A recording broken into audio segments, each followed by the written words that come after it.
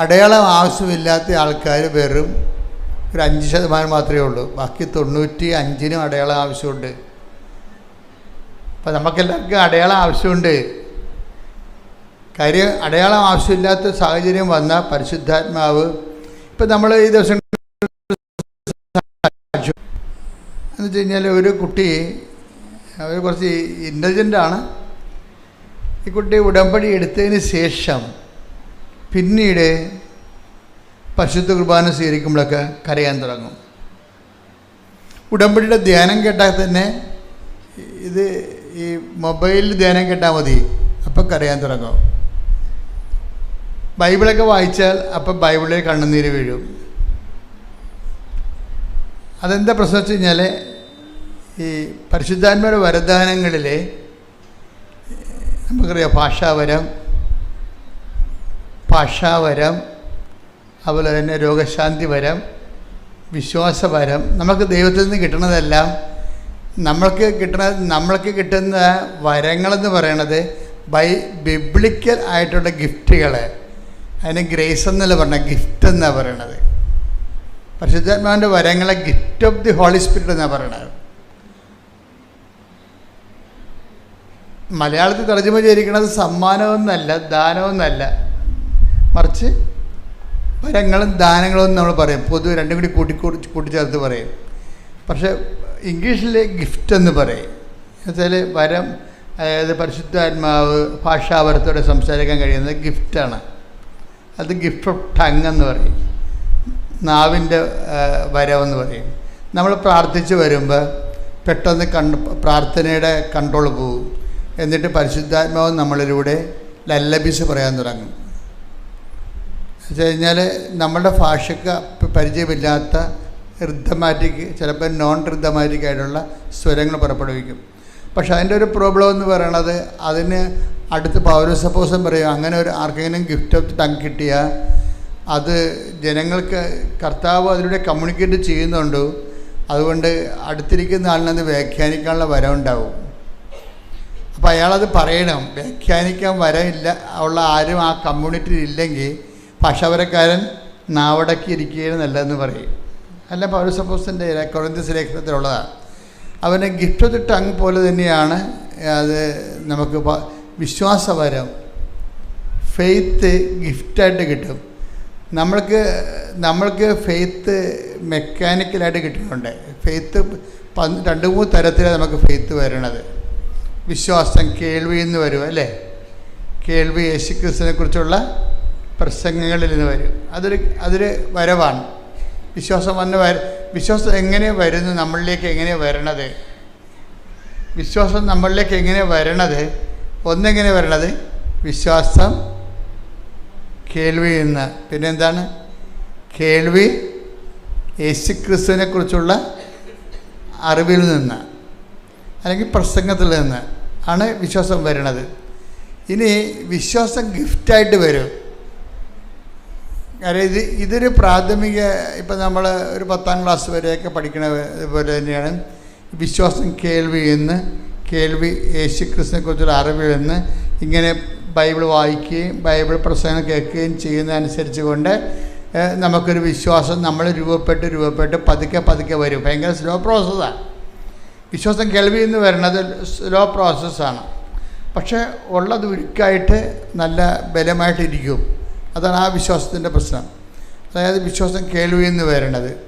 ഇനി ഈ വിശ്വാസം തന്നെ ഗിഫ്റ്റായിട്ട് കിട്ടും. ഗിഫ്റ്റായിട്ട് കിട്ടുമെന്ന് വെച്ച് കഴിഞ്ഞാൽ കുറച്ച് നമ്മൾ വിശ്വസിച്ച് നിൽക്കുന്നു. വിശ്വാസത്തിന് വലിയ ഗ്രോത്തൊന്നുമില്ല, പക്ഷെ നമുക്ക് ഭയങ്കരമായ ആഗ്രഹമാണ് വിശ്വാസത്തിൽ വളർന്നേ പറ്റത്തുള്ളൂ. കർത്താവ്, കാര്യം വിശ്വാസം കൊണ്ടാണല്ലോ നീതിമാൻ ജീവിക്കണത്, ഇല്ലേ? ഇപ്പം ഹെബ്രായർ 11:1 എടുത്തേ. വിശ്വാസം എന്നത് പ്രത്യാശിക്കുന്നവ, ലഭിക്കുമെന്ന ഉറപ്പും കാണപ്പെടാത്തവ ഉണ്ട് എന്ന ബോധ്യവുമാണ്. അപ്പോഴേ ഇത് ഒരു 1ാം ക്ലാസ് മുതൽ 4ാം ക്ലാസ് വരെയുള്ള വിശ്വാസത്തിൻ്റെ പ്രഥമ പാഠങ്ങളാണ്. ഈ വിശ്വാസത്തിൻ്റെ പ്രഥമ പാഠങ്ങൾ കഴിഞ്ഞാൽ പിന്നീട് എന്താണ്, ബൈബിൾ പിന്നെയും പറയും വിശ്വാസത്തിൻ്റെ പ്രഥമ പാഠങ്ങൾ തന്നെ നിങ്ങൾ കിടക്കരുത്, വിശ്വാസത്തിൻ്റെ പ്രഥമ പാഠങ്ങൾ കടന്ന് നമുക്ക് പക്വതയിലേക്ക് വളരാം. അല്ലേ? ഹെബ്രായർ 6:5 വിശ്വാസത്തിന്റെ പ്രഥമ പാഠങ്ങൾ. ശ്രുതികട ഹല്ലേലൂയ. ഹെബ്രായർ 6:1 അതിനാൽ ക്രിസ്തുവിന്റെ വചനത്തിന്റെ പ്രഥമ പാഠങ്ങൾ പിന്നിട്ട് നമുക്ക് പക്വതയിലേക്ക് വളരാം. ഇതാണ് ഞാൻ പറയണത് എപ്പോഴും. അതായത് വിശ്വാസം എന്ന് പറയണത് ഈ ക്രൊണോളജിക്കൽ ഗ്രോത്ത്. നമുക്ക് ശരീരം വളരുന്നു, നിനക്ക് 25 വയസ്സുണ്ട്, ഓക്കെ, പക്ഷേ നീ ആത്മീയതയിൽ തോറ്റ കക്ഷിയാണോ ജയിച്ച കക്ഷിയാണോ എന്ന് അറിയണമെങ്കിൽ 25 വയസ്സിൻ്റെ ലെവല്, ഫെയ്ത്ത് ലെവൽ ഉണ്ടാകണം. 25 വയസ്സിൻ്റെ ഫെയ്ത്ത് ലെവൽ ഉണ്ടാകണം. ചില ആൾക്കാർക്ക് ഇത് എടുത്താൽ പൊങ്ങാത്തതിൻ്റെ കാരണം ഇവരുടെ ഫെയ്ത്ത് ലെവൽ താഴെയാണ്. അവരുടെ പ്രായത്തിനൊത്ത വിശ്വാസമില്ല. ചിലപ്പോൾ വയസ്സ് 70 ഉണ്ടാകും, വിശ്വാസം ചിലപ്പോൾ 7 വയസ്സുകാരൻ്റെതായിരിക്കും. കാര്യം ഇതിന് മെയിൻ്റെനൻസ് ആവശ്യമായൊരു വിഷയമാണ്. അതുകൊണ്ട് 10:17 റോമ 10:17 ആകയാൽ വിശ്വാസം കേൾവിയിൽ നിന്നും കേൾവി ക്രിസ്തുവിനെ പറ്റിയുള്ള പ്രസംഗത്തിൽ നിന്നുമാണ്. ഈ ക്രിസ്തുവിന് വിശ്വാസം വളരണമെങ്കിൽ നമുക്ക് പല വിശ്വാസം ഉണ്ടാവും. അല്ലേ? അമേരിക്കയും ഇപ്പോൾ ഇറാനും ഇസ്രായേലും തമ്മിൽ യുദ്ധം ചെയ്യുന്നു. ചിലർ വിശ്വസിക്കണത് ഇറാൻ ജയിക്കുമെന്ന്, ചില ആൾക്കാർ വിശ്വസിക്കണത് ഇസ്രായേൽ ജയിക്കുമെന്ന്. അങ്ങനെയൊക്കെ മനുഷ്യന്മാർക്ക് പല പല വിശ്വാസം ഉണ്ടാവും. പക്ഷേ ദൈവികമായ ഫെയ്ത്ത് എന്ന് പറയുന്നത് ക്രിസ്തുവിനെ കേന്ദ്രീകരിച്ചാണ് വരണത്. ക്രിസ്തുവിന് നിനക്കുള്ള അറിവാണ് നിൻ്റെ അനുഭവങ്ങളുടെ അനുപാതത്തെ നിശ്ചയിക്കുന്നത്. ക്രിസ്തുവിന് നിനക്കുള്ള അറിവ് ആണ്. അപ്പോൾ എപ്പോഴും നമുക്ക് ഈ പരിശുദ്ധാത്മാവിനോട് നമ്മൾ ചോദിക്കുമ്പോൾ, നിങ്ങൾ ഉടമ്പടി എടുക്കുമ്പോഴൊക്കെ നിയോഗങ്ങളൊക്കെ ഇതില്ലേ, അപ്പോൾ ഇത് പുതുക്കുമ്പോഴെങ്കിലും നിങ്ങൾ ശ്രദ്ധിക്കണം. പരിശുദ്ധാത്മാവിനോട് ചോദിക്കണത്, ഇപ്പം നമ്മൾ പരിശുദ്ധാത്മാവിന് വേണമെന്ന് പറയണത്, പരിശുദ്ധാത്മാവിൻ്റെ ദാനങ്ങൾ 7 7 10 70 70,000 ഒക്കെ ഉണ്ട്. പക്ഷെ നമ്മളതിനൊരു ഒരു കാറ്റഗറിക്കൽ ചെയ്യാൻ വേണ്ടിയാണ് നമ്മൾ 7 പറയണത്. 7 പറഞ്ഞാൽ എല്ലാം ബൈബിൾ പഠിക്കണത്. 7 ദിവസം ദൈവം സൃഷ്ടിച്ചത്, ഉദാശകൾ 7, അങ്ങനെ എന്താ കാര്യത്തിൽ 7 ഒരു പൂർണ്ണമായ നമ്പർ ആയതുകൊണ്ടും ബിബ്ലിക്കൽ റെവലേഷൻ്റെ ഭാഗമായതുകൊണ്ടുമാണ്. അപ്പോൾ ഈ വിശ്വാസം ഇപ്പോൾ 7 ദാനങ്ങളെന്ന് പറയുമ്പോൾ 70 ദാനങ്ങളും 700 7000 ദാനങ്ങളുണ്ട്. അത് നമ്മൾ വളരുന്നതനുസരിച്ച്, പക്ഷേ ബേസിക്കായിട്ട് ഈ ദാനങ്ങളുടെ വേഷപ്പകർച്ചകളോ അല്ലെങ്കിൽ വളർച്ചാരൂപങ്ങളോ ഒക്കെ ആയിരിക്കും മറ്റു ദാനങ്ങളെന്ന് പറയണത്. അപ്പോൾ ഈ യേശുക്രിസ്തുവിൽ ഇപ്പം നിങ്ങളെ ഒരു സബ്ജക്റ്റ്, നിങ്ങളിപ്പോൾ ഉടമ്പടി ചെയ്യുന്ന നമ്മളെല്ലാവരും ഭൗതികമായ വിഷയങ്ങളാണ് വെച്ചിരിക്കുന്നത്. ചിലർ വസ്തുവിക്കാൻ വയ്ക്കും, അല്ലേ? ചില ആൾക്കാർ കല്യാണം കഴിക്കാൻ വേണ്ടി ഉടമ്പടി ചെയ്യും, ചിലർ പരീക്ഷ ജയിക്കാൻ വേണ്ടി ഉടമ്പടി ചെയ്യും, ചിലർ കേസ് മാറാൻ വേണ്ടി ഉടമ്പടി ചെയ്യും. ഓക്കെ, ഇതെല്ലാം നമുക്ക് ആവശ്യമാണ്. ഇത് വെള്ളം പോലെ ഇരിക്കും സംഭവം. വിഷയങ്ങളെല്ലാം വെള്ളം പോലെയാണ്. വള്ളം ഇങ്ങനെ പോകണമെന്നുണ്ടെങ്കിൽ എന്ത് വേണം? വെള്ളം വേണം, അല്ലേ? വള്ളം ഇങ്ങനെ പോകണമെന്നുണ്ടെങ്കിൽ വെള്ളം വേണം. വിശ്വാസം വളരണമെങ്കിൽ വിഷയങ്ങൾ വേണം. അപ്പം നമ്മളെ സംബന്ധിച്ച് പറഞ്ഞാൽ മനസ്സിലാകുന്നില്ലേ? വിശ്വാസം വളരണമെന്നുണ്ടെങ്കിൽ വിഷയങ്ങൾ വേണം, ജീവിത വിഷയങ്ങൾ വേണം. ഒരു വിഷയമില്ല എന്നുണ്ടെങ്കിൽ നമുക്ക് വിശ്വാസം വളർത്തിയെടുക്കാൻ, ഇപ്പം നമ്മൾ കളർ എന്ന് പറയണത് നിറം. വാട്ട് ഈസ് കളർ എന്ന് പറഞ്ഞു കഴിഞ്ഞാൽ നമ്മൾ നീല പച്ച എന്നൊക്കെ പറയുമ്പോൾ അതിൻ്റെ പേരല്ലേ. What is colour? ഇന്ന് നമുക്ക് അത് ശരിക്കും പറഞ്ഞാൽ അത് ഫിസിക്സിൻ്റെ സബ്ജക്റ്റാണോ കെമിസ്ട്രിയുടെ സബ്ജക്റ്റാണോ, രണ്ടും അതിൻ്റെ അകത്തുണ്ട്. കെമിസ്ട്രിയുടെ കണ്ടൻറ്റും ഉണ്ട്, ഫിസിക്സിൻ്റെ കണ്ടൻറ്റും കളറിലുണ്ട്. പക്ഷേ കളർ എന്താണെന്ന് ആർക്കും അറിയത്തില്ല. കളറ് പച്ചയെന്ന് പറയുമ്പോൾ നമ്മളതിൻ്റെ ഇൻറ്റൻസിറ്റി, നമ്മളെ ഒരു കണ്ണ് ഒരു വസ്തുവിനെ സംവേദനമാക്കുമ്പോഴുണ്ടാകുന്ന ഡിസ്റ്റൻസ് അനുസരിച്ചുള്ള ഇൻറ്റൻസിറ്റിയിൽ ഉണ്ടാകുന്ന അനുഭവ തലങ്ങളെയാണ് കളർ എന്ന് പറയണത്. പക്ഷേ നമ്മൾ ബൈബിൾ ബ്രൗൺ കളർ എന്നല്ല പറയണത്. ബൈബിൾ ബ്രൗൺ ആണെന്ന് പറഞ്ഞു കഴിഞ്ഞാൽ അതിൻ്റെ കൂടെ പറ്റിച്ചേർന്നിരിക്കുന്നത് നമുക്ക് ബ്രൗൺ പോലെ മനസ്സിലാകുന്നു. മനസ്സിലായില്ലേ? ബ്രൗൺ പോലെ മനസ്സിലാകും. ഇതുപോലെയാണ് വിശ്വാസത്തെ സംബന്ധിച്ചിടത്തോളം. വിശ്വാസം പലപ്പോഴും സാധാരണ മനുഷ്യർക്ക് വിഷയബന്ധിയാണ്. ഒരു വിഷയം എന്താണ്, ഒരു വിഷയം നമ്മൾ പരീക്ഷ, അല്ലെങ്കിൽ കല്യാണം, അല്ലെങ്കിൽ മക്കളില്ല എന്നിപ്പോൾ കഴിഞ്ഞ ദിവസം കൊണ്ട് ഒരു സാക്ഷ്യം എന്ന് പറയുന്നത് വിശ്വാസം കാണപ്പെടാത്തതുണ്ട് എന്നുള്ളതാണ് അല്ലേ? നമ്മൾ വായിച്ചില്ലേ ഹെബ്രായർ എന്താ പറഞ്ഞത്? ഹെബ്രായർ 11:1 എന്താ പറഞ്ഞത്? വിശ്വാസം പറഞ്ഞ് വിശ്വാസം കാണപ്പെടാത്തത് ഉണ്ട്. പിന്നെ എന്താണ്? പ്രത്യാശിക്കുന്നവ ലഭിക്കുമെന്നുള്ള ഉറപ്പാണ്. അപ്പം കാണപ്പെടാത്ത സാധനത്തിനെ കാണപ്പെടുന്ന പരുവത്തിലേക്ക് മാറ്റിയെടുക്കുന്നതിന് ഉപയോഗിക്കുന്ന പവറാണ് വിശ്വാസം എന്ന് പറയണത്. കാണപ്പെടുന്നില്ല, ആ സംഭവമില്ല. കഴിഞ്ഞ ദിവസങ്ങളിൽ ഒരു സാക്ഷിയോടെ പറഞ്ഞത് ഒരു കുഞ്ഞിനെ, അത് 14 വയസ്സായി, 14 വയസ്സായിട്ടും ഗർഭപാത്രം ഇല്ല. അപ്പം അമ്മയ്ക്ക് ഭയങ്കര കരച്ചിൽ. കാര്യം എന്താ? ഗർഭപാത്രം ഇല്ലെങ്കിൽ ഉള്ള അവസ്ഥ എന്താ? ഇങ്ങനെ നമുക്ക് സങ്കീർണങ്ങളും മനസ്സിലാക്കാൻ പറ്റാത്തവരുടെ ജീവിത അനുഭവ തലങ്ങൾ നിൽക്കുമ്പോൾ വിശ്വാസമാണ് നമുക്ക് ആശ്വാസം നൽകണത്. എന്താണ് വിശ്വാസം? നമ്മൾ എന്ത് പറയും? കാണപ്പെടാത്തത് ഉണ്ട്. ഉണ്ട്. പിന്നെന്താണ്? പ്രത്യാശിക്കുന്നവ ലഭിക്കും. വിശ്വാസത്തിൻ്റെ റോൾ എന്താ? What is the role of faith? അത് കാണപ്പെടാത്തത് ഉണ്ട്. നമ്മളെ സംബന്ധിച്ചിടത്തോളം നമുക്ക് വേണ്ട പല സാധനങ്ങളും കൺമുമ്പിലില്ല. ഈ കൊടുത്ത പോയിന്റ്, നമുക്ക് വേണ്ട പല സാധനങ്ങളും കൺമുമ്പിലില്ല. പക്ഷെ നമ്മൾ ദൈവത്തെ കക്ഷി ചേർത്തുകൊണ്ട് നമ്മൾ വിശ്വസിക്കുന്നു. It is there. അതാണ് നമ്മൾ പറയണത്. കർത്താവിൻ്റെ കൈകളിലെന്നാണ് നമ്മൾ പറയണത്. കാണപ്പെടാത്തത് നമുക്ക് ആവശ്യമുള്ളത് ഇപ്പം നമ്മുടെ കൺമുമ്പിലില്ല. പക്ഷെ നമ്മൾ എന്ത് പറയും? കർത്താവിൻ്റെ കൈകളിൽ ഉണ്ട് എന്ന് പറയും. കാണപ്പെടാത്തത് ഉണ്ട് എന്ന് വെച്ചാൽ ബൈബിൾ ഉദ്ദേശിക്കുന്നത് ദൈവത്തിൻ്റെ കൈകളിലുണ്ടെന്നാണ്. അതാർക്ക് കിട്ടും? പ്രത്യാശിക്കുന്നവർക്ക് ലഭിക്കും. പ്രത്യാശിക്കുന്നവർക്ക്. ശരിക്കും പറഞ്ഞാൽ വിശ്വാസത്തെ ആക്ടിവേറ്റ് ചെയ്യണത് ഈ പ്രത്യാശയാണ്. നമ്മൾ ഉടമ്പടി ചെയ്യണമെന്ന് വെച്ച് കഴിഞ്ഞാൽ നമ്മളെ പ്രത്യാശയെയും വിശ്വാസത്തെയും മെറ്റീരിയലൈസ് ചെയ്യാൻ വേണ്ടിയുള്ള എഫിഷ്യൻസിയാണ് ഉടമ്പടി കാഴ്ചവെക്കുന്നത്. അത് ഞാൻ വളരെ ലളിതമായിട്ട് പറയാം.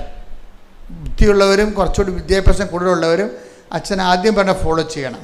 രണ്ടാമത് പറയണത് അതിൽ താഴെ ഗ്രാസ്പിംഗ് പവർ ഉള്ളവർക്കാണ്. എന്ന് വെച്ച് കഴിഞ്ഞാൽ ഈ വിഷയത്തെ സംബന്ധിച്ചിടത്തോളം വിശ്വാസം എന്നത് കാണപ്പെടാത്തതുണ്ട്. നമ്മുടെ കയ്യിലില്ല, പക്ഷേ കർത്താവിൻ്റെ കയ്യിൽ അത് ഉണ്ട് അല്ലേ? ഇനി എന്ത് ചെയ്യണം? വിശ്വാസം എന്നത് കാണപ്പെടാത്തതുണ്ട്, പ്രത്യാശിക്കുന്നവ ലഭിക്കുമെന്നുള്ള ഉറപ്പ്. ഈ പ്രത്യാശ ആരിലാണ്? ദൈവത്തിലാണ് പ്രത്യാശിക്കുന്നത്. ഈ പ്രത്യാശയ്ക്ക് നമ്മൾ ഇൻവെസ്റ്റ് ചെയ്യണത് എന്താണ്? നമ്മുടെ പ്രത്യാശയുടെ പ്രകടിപ്പിക്കുന്നതിന് നമ്മൾ ഉപയോഗിക്കുന്നതാണ് വിശ്വാസം. പിന്നെന്താണ് വിശ്വാസം? അതാണ് ഈ പ്രാർത്ഥന. ഞാൻ ചില പ്രാർത്ഥനക്കാരെ ഞാൻ ശരിക്കും വഴക്കിടും. എന്താ കാര്യം? അവർ 60 വർഷമായാലും പ്രാർത്ഥന തന്നെയാണ് ഇൻസ്ട്രുമെൻ്റായിട്ട് കൊണ്ടു നടക്കുന്നത്. 60 വർഷമായാലും അവർക്ക് പ്രാർത്ഥന, അവർക്കതേ അറിയാൻ പാടുള്ളൂ. പക്ഷെ ഒരു മേജർ സബ്ജക്റ്റിനെ അഡ്രസ്സ് ചെയ്യാൻ പ്രാർത്ഥന ചിലപ്പോൾ പരാജയമായിരിക്കും. എന്താ കാര്യം? പ്രാർത്ഥന വർക്കൗട്ട് ചെയ്യണത് വിശ്വാസത്തിലാണ്. അത് ദൈവിക പുണ്യത്തിൻ്റെ ആദ്യ ഭാഗമേ ആകുന്നുള്ളൂ. രണ്ടാം ഭാഗം എന്താണ്? പ്രത്യാശയാണ്. മൂന്നാം ഭാഗം എന്താണ്? സ്നേഹമാണ്. മനസ്സിലായില്ലേ? ഈ എപ്പോഴും നമ്മൾ ശ്രദ്ധിക്കേണ്ടത് സ്നേഹം. അതായത് ചില വിശ്വാസം ചില വിഷയങ്ങൾ പ്രാർത്ഥനയാൽ പ്രവർത്തനക്ഷമമാകും. ഈ കൊണ്ട് ഒരു 10 ജപമാല ചൊല്ലിയാൽ പ്രവർത്തനക്ഷമമാകും. പ്രാർത്ഥനയാൽ പ്രവർത്തനക്ഷമമാകും. ചിലത് അതിനേക്കാൾ മേജറാണത് പ്രാർത്ഥന കൊണ്ട് നിൽക്കത്തില്ല. മനസ്സിലായില്ലേ? പിശാസിനെ പുറത്താക്കുന്ന കാര്യം പറയുമ്പോൾ എന്തുകൊണ്ടാണ് ഞങ്ങൾക്ക് പിശാസിനെ പുറത്താക്കാൻ കഴിയാതിരുന്നതെന്ന് പറയുമ്പോൾ അതൊന്ന് വായിച്ചേ, ആ ഭാഗം ഒന്ന് വായിച്ചേ. കർത്താവ് താപോലിൽ നിന്ന് ഇറങ്ങുന്നില്ലേ? നിങ്ങൾ ശ്രദ്ധിച്ച് കേൾക്കണം കേട്ടോ. ഇത് ഇത്തിരി പാടുള്ള പരിപാടിയാണ്. എന്നാലും അറിയണം. ഉടമ്പടിയിലേക്ക് ഇങ്ങനെ 10-100 ധ്യാനം കൂടി എന്ന് പറയുമ്പോൾ ആദ്യത്തെ ധ്യാനം തന്നെ ഞാൻ പറഞ്ഞുകൊണ്ടിരുന്നു കഴിഞ്ഞാൽ നിങ്ങൾ ഈ പറഞ്ഞ പോലെ വിശ്വാസത്തിന് ബാലപാഠങ്ങളിൽ കിടക്കും. ഉടമ്പടിയുടെ പുതുക്കൽ കൂടുന്നതനുസരിച്ച് കൊണ്ട് നിങ്ങൾ ഗ്രേഡ് വർദ്ധിക്കണം, കപ്പാസിറ്റി വർദ്ധിക്കണം. അത് വായിച്ചേ. അതായത് മത്തായി 17:19 വായിച്ചോളൂ. അനന്തരം ശിഷ്യന്മാർ തനിച്ച് യേശുവിനെ സമീപിച്ച് ചോദിച്ചു.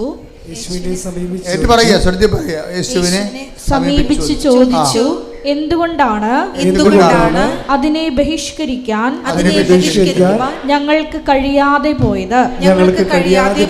യേശു പറഞ്ഞു. ഇത് കണ്ടില്ലേ, ഇതിന്റെ പോക്ക് കണ്ടില്ലേ? അപ്പൊ കഴിയാത്ത കാര്യങ്ങൾ അപ്പോസ്തലന്മാർക്ക് വരെ ഉണ്ടെന്നർത്ഥം. അപ്പം നിങ്ങൾക്ക് കഴിയണില്ലെന്ന് പറഞ്ഞാൽ അതിൻ്റെ അത് കാര്യമൊന്നുമില്ല. അപ്പോൾ കർത്താവിൻ്റെ കൂടെ നടന്നിട്ട് പോലും ചില കാര്യങ്ങൾ ചെയ്യാൻ അപ്പോസ്തലന്മാർക്ക് കഴിവില്ല. എന്തുകൊണ്ടാണ് കാര്യം? അതാണ് ഈ ഈ ഫസ്റ്റ് ലെവൽ ഫെയ്ത്ത് ഉപയോഗിച്ച് കഴിഞ്ഞാൽ ചില കാര്യങ്ങൾ കഴിയത്തില്ല, ഉറപ്പല്ലേ?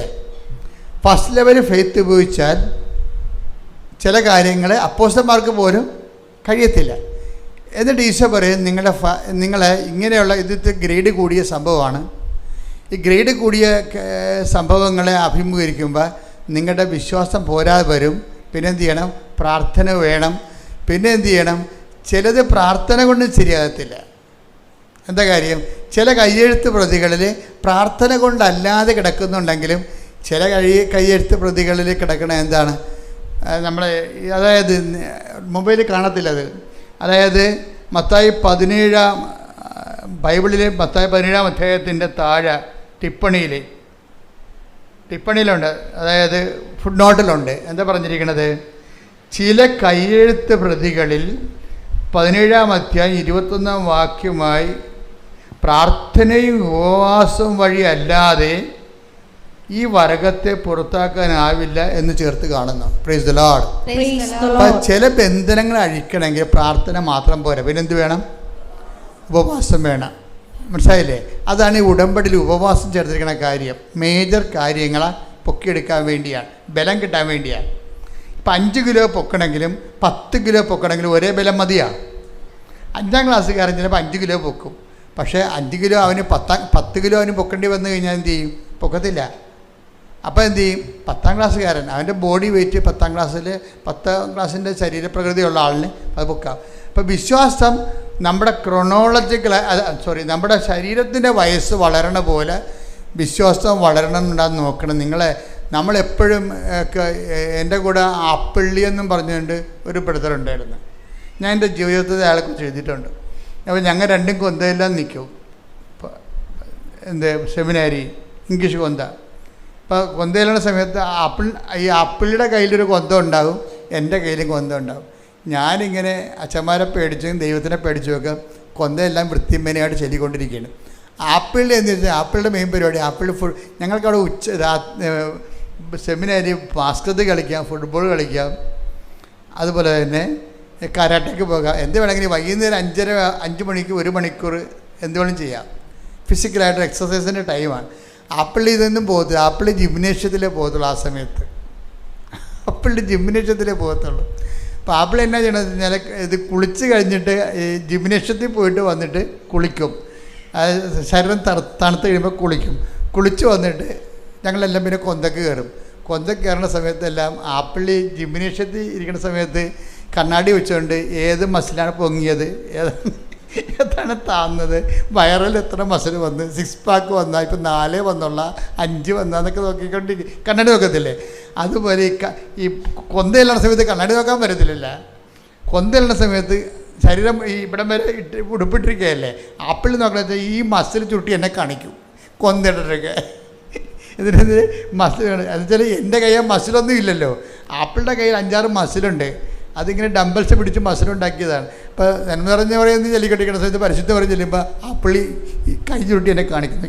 നോക്കിയേ എത്ര മസിലായെന്ന് നോക്കി. എന്നാ പറ്റി? ആപ്പിളി ആ കൊല്ലം തന്നെ സെമിനാരിൽ നിന്ന് പോയി. അതാണ് വിഷയം. എന്നാലും ഞാൻ ആപ്പിളി എപ്പോഴും ഓർത്തിരിക്കും. ഇന്നിപ്പോൾ ഹൈക്കോടതിയിൽ വലിയ വക്കീലാണ് പുള്ളി. കാരണം അദ്ദേഹത്തിൻ്റെ വിളി അതായിരുന്നു. പക്ഷേ ഞാനിവിടെ നിൽക്കുന്നു. അതാണ് വിഷയം. നമ്മളെങ്ങനെ ദൈവദിനത്തിന് പെരുമാറുന്നത് അതനുസരിച്ചായിരിക്കും നമ്മളുടെ ഭാവിയെല്ലാം നിശ്ചയിക്കപ്പെട്ടത്. അപ്പോൾ എന്താ വിഷയം എന്ന് വെച്ച് കഴിഞ്ഞാൽ ആ മനുഷ്യൻ പ്രാർത്ഥന ഇടക്ക് പോലും അയാൾ നോക്കിയത് മസിലെത്രണ്ണം കട്ട കൂടി എന്നാണ് നോക്കുന്നത്. അത് അയാൾക്ക് ആ ശരീരത്തെക്കുറിച്ച് അത്രയും ജാഗ്രതയുണ്ടല്ലോ. ഇത്രയെങ്കിലും ജാഗ്രത നമുക്ക് പ്രാർത്ഥനാ ജീവിതത്തെക്കുറിച്ച് ഉണ്ടാകണം. ഓരോ ദിവസം ചെല്ലും തോറും നമ്മുടെ വിശ്വാസം വളർന്നതെന്ന് നമ്മൾ നോക്കിക്കൊണ്ടിരിക്കണം. മനസ്സിലായില്ലേ? അയാൾ പ്രാർത്ഥനയിടക്ക് പോലും അയാളുടെ ശരീരം വളർന്നതെന്നാണ് നോക്കിക്കൊണ്ടിരിക്കുന്നത്. നമ്മൾ ഭക്ഷണം കഴിക്കുമ്പോഴും നിങ്ങൾ പോയി സിനിമ കണ്ടാലും ശരി, അപ്പോഴും വിശ്വാസത്തെക്കുറിച്ച് നമുക്കൊരു ജാഗ്രത ഉണ്ടാകണം. ഇതിൽ വളരുന്നുണ്ടോ ഒന്ന് പ്രാർത്ഥിച്ച്, കർത്താവായ ദൈവമേ, വയസ്സ് വളരുന്നതനുസരിച്ച് വിശ്വാസത്തിൽ വളർച്ച ഉണ്ടാകുവാൻ അങ്ങ് നൽകുന്ന വിഷയങ്ങളോട് സുവിശേഷ വിഹിതമായി പ്രതികരിക്കുവാൻ എന്നെ അനുഗ്രഹിക്കണമേ. ശ്രുതിക്കട്ടെ ഹല്ലേലൂയ.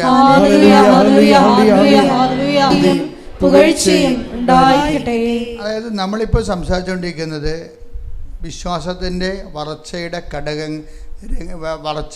ഘട്ടങ്ങളെയാണ്. നമ്മൾ ഉടമ്പടിയിൽ ഇപ്പം നേരത്തെ എന്താ പറഞ്ഞത്? വിശ്വാസം കേൾവിയിൽ നിന്നും, അല്ലേ എന്നല്ലേ പറഞ്ഞത്? അതേതാണ് വചനം?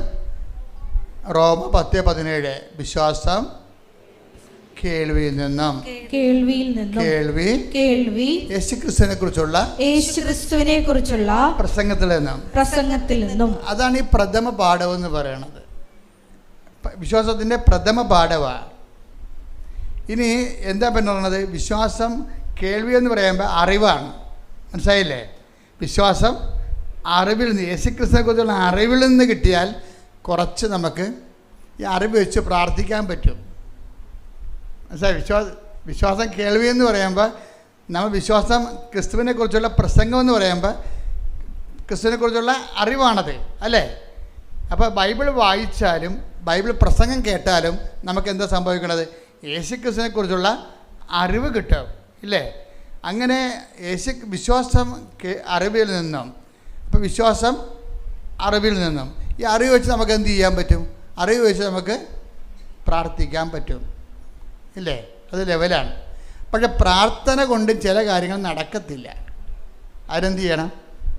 ഉപവസിക്കണം.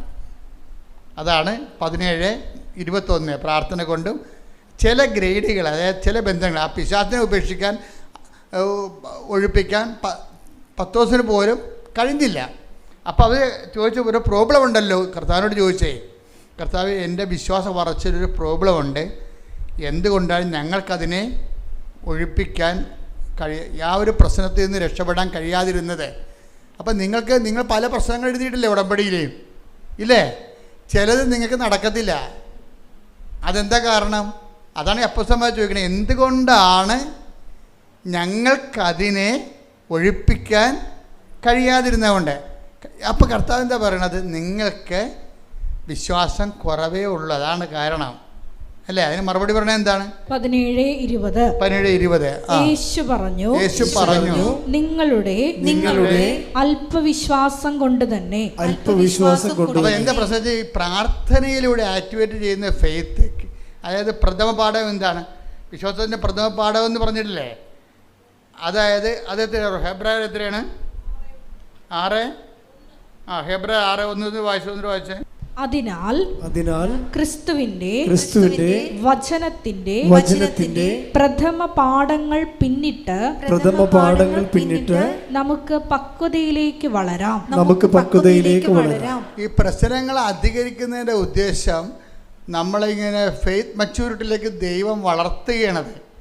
പിടികിട്ടിയേ? അല്ലാതെ ഇങ്ങനെ എന്തുകൊണ്ടാണ് ചില പറയാം. ഇപ്പോൾ പണ്ട് വിജയകുമാർ സാർ എന്നോട് പറയുമായിരുന്നു, പ്രോബ്ലംസ് ആർ ഇൻ ക്യൂ എന്നാണ് പറയണത്. അതായത് ഓരോ ദിവസവും ഓരോ പ്രശ്നം ഉണ്ടാകും.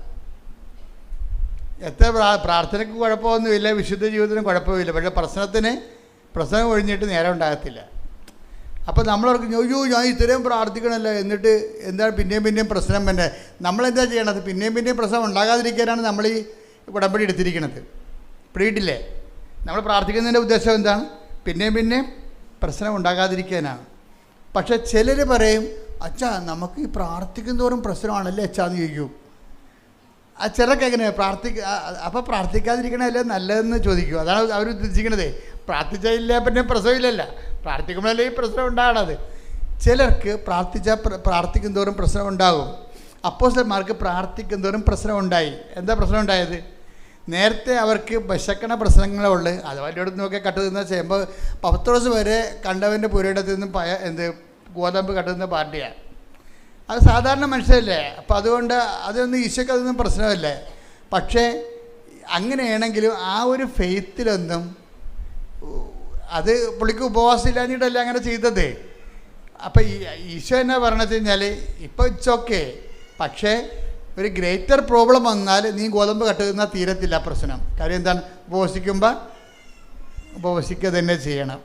പിടിയിട്ടില്ലേ? അപ്പോൾ നീതീകരിച്ചായിരുന്നു. ഈ ആ ഭാഗം ഒന്ന് എടുത്തേ. മത്തായി 12-ാം അധ്യായം 1 മുതലുള്ള തിരുവചനങ്ങൾ. മത്തായി 12:1. അക്കാലത്ത് ഒരു സാബത്തിൽ യേശു ഗോതമ്പ് വയലിലൂടെ കടന്നു പോവുകയായിരുന്നു. അവന്റെ ശിഷ്യന്മാർക്ക് വിശന്നു. അവർ കതിരുകൾ പറിച്ചു തിന്നാൻ തുടങ്ങി.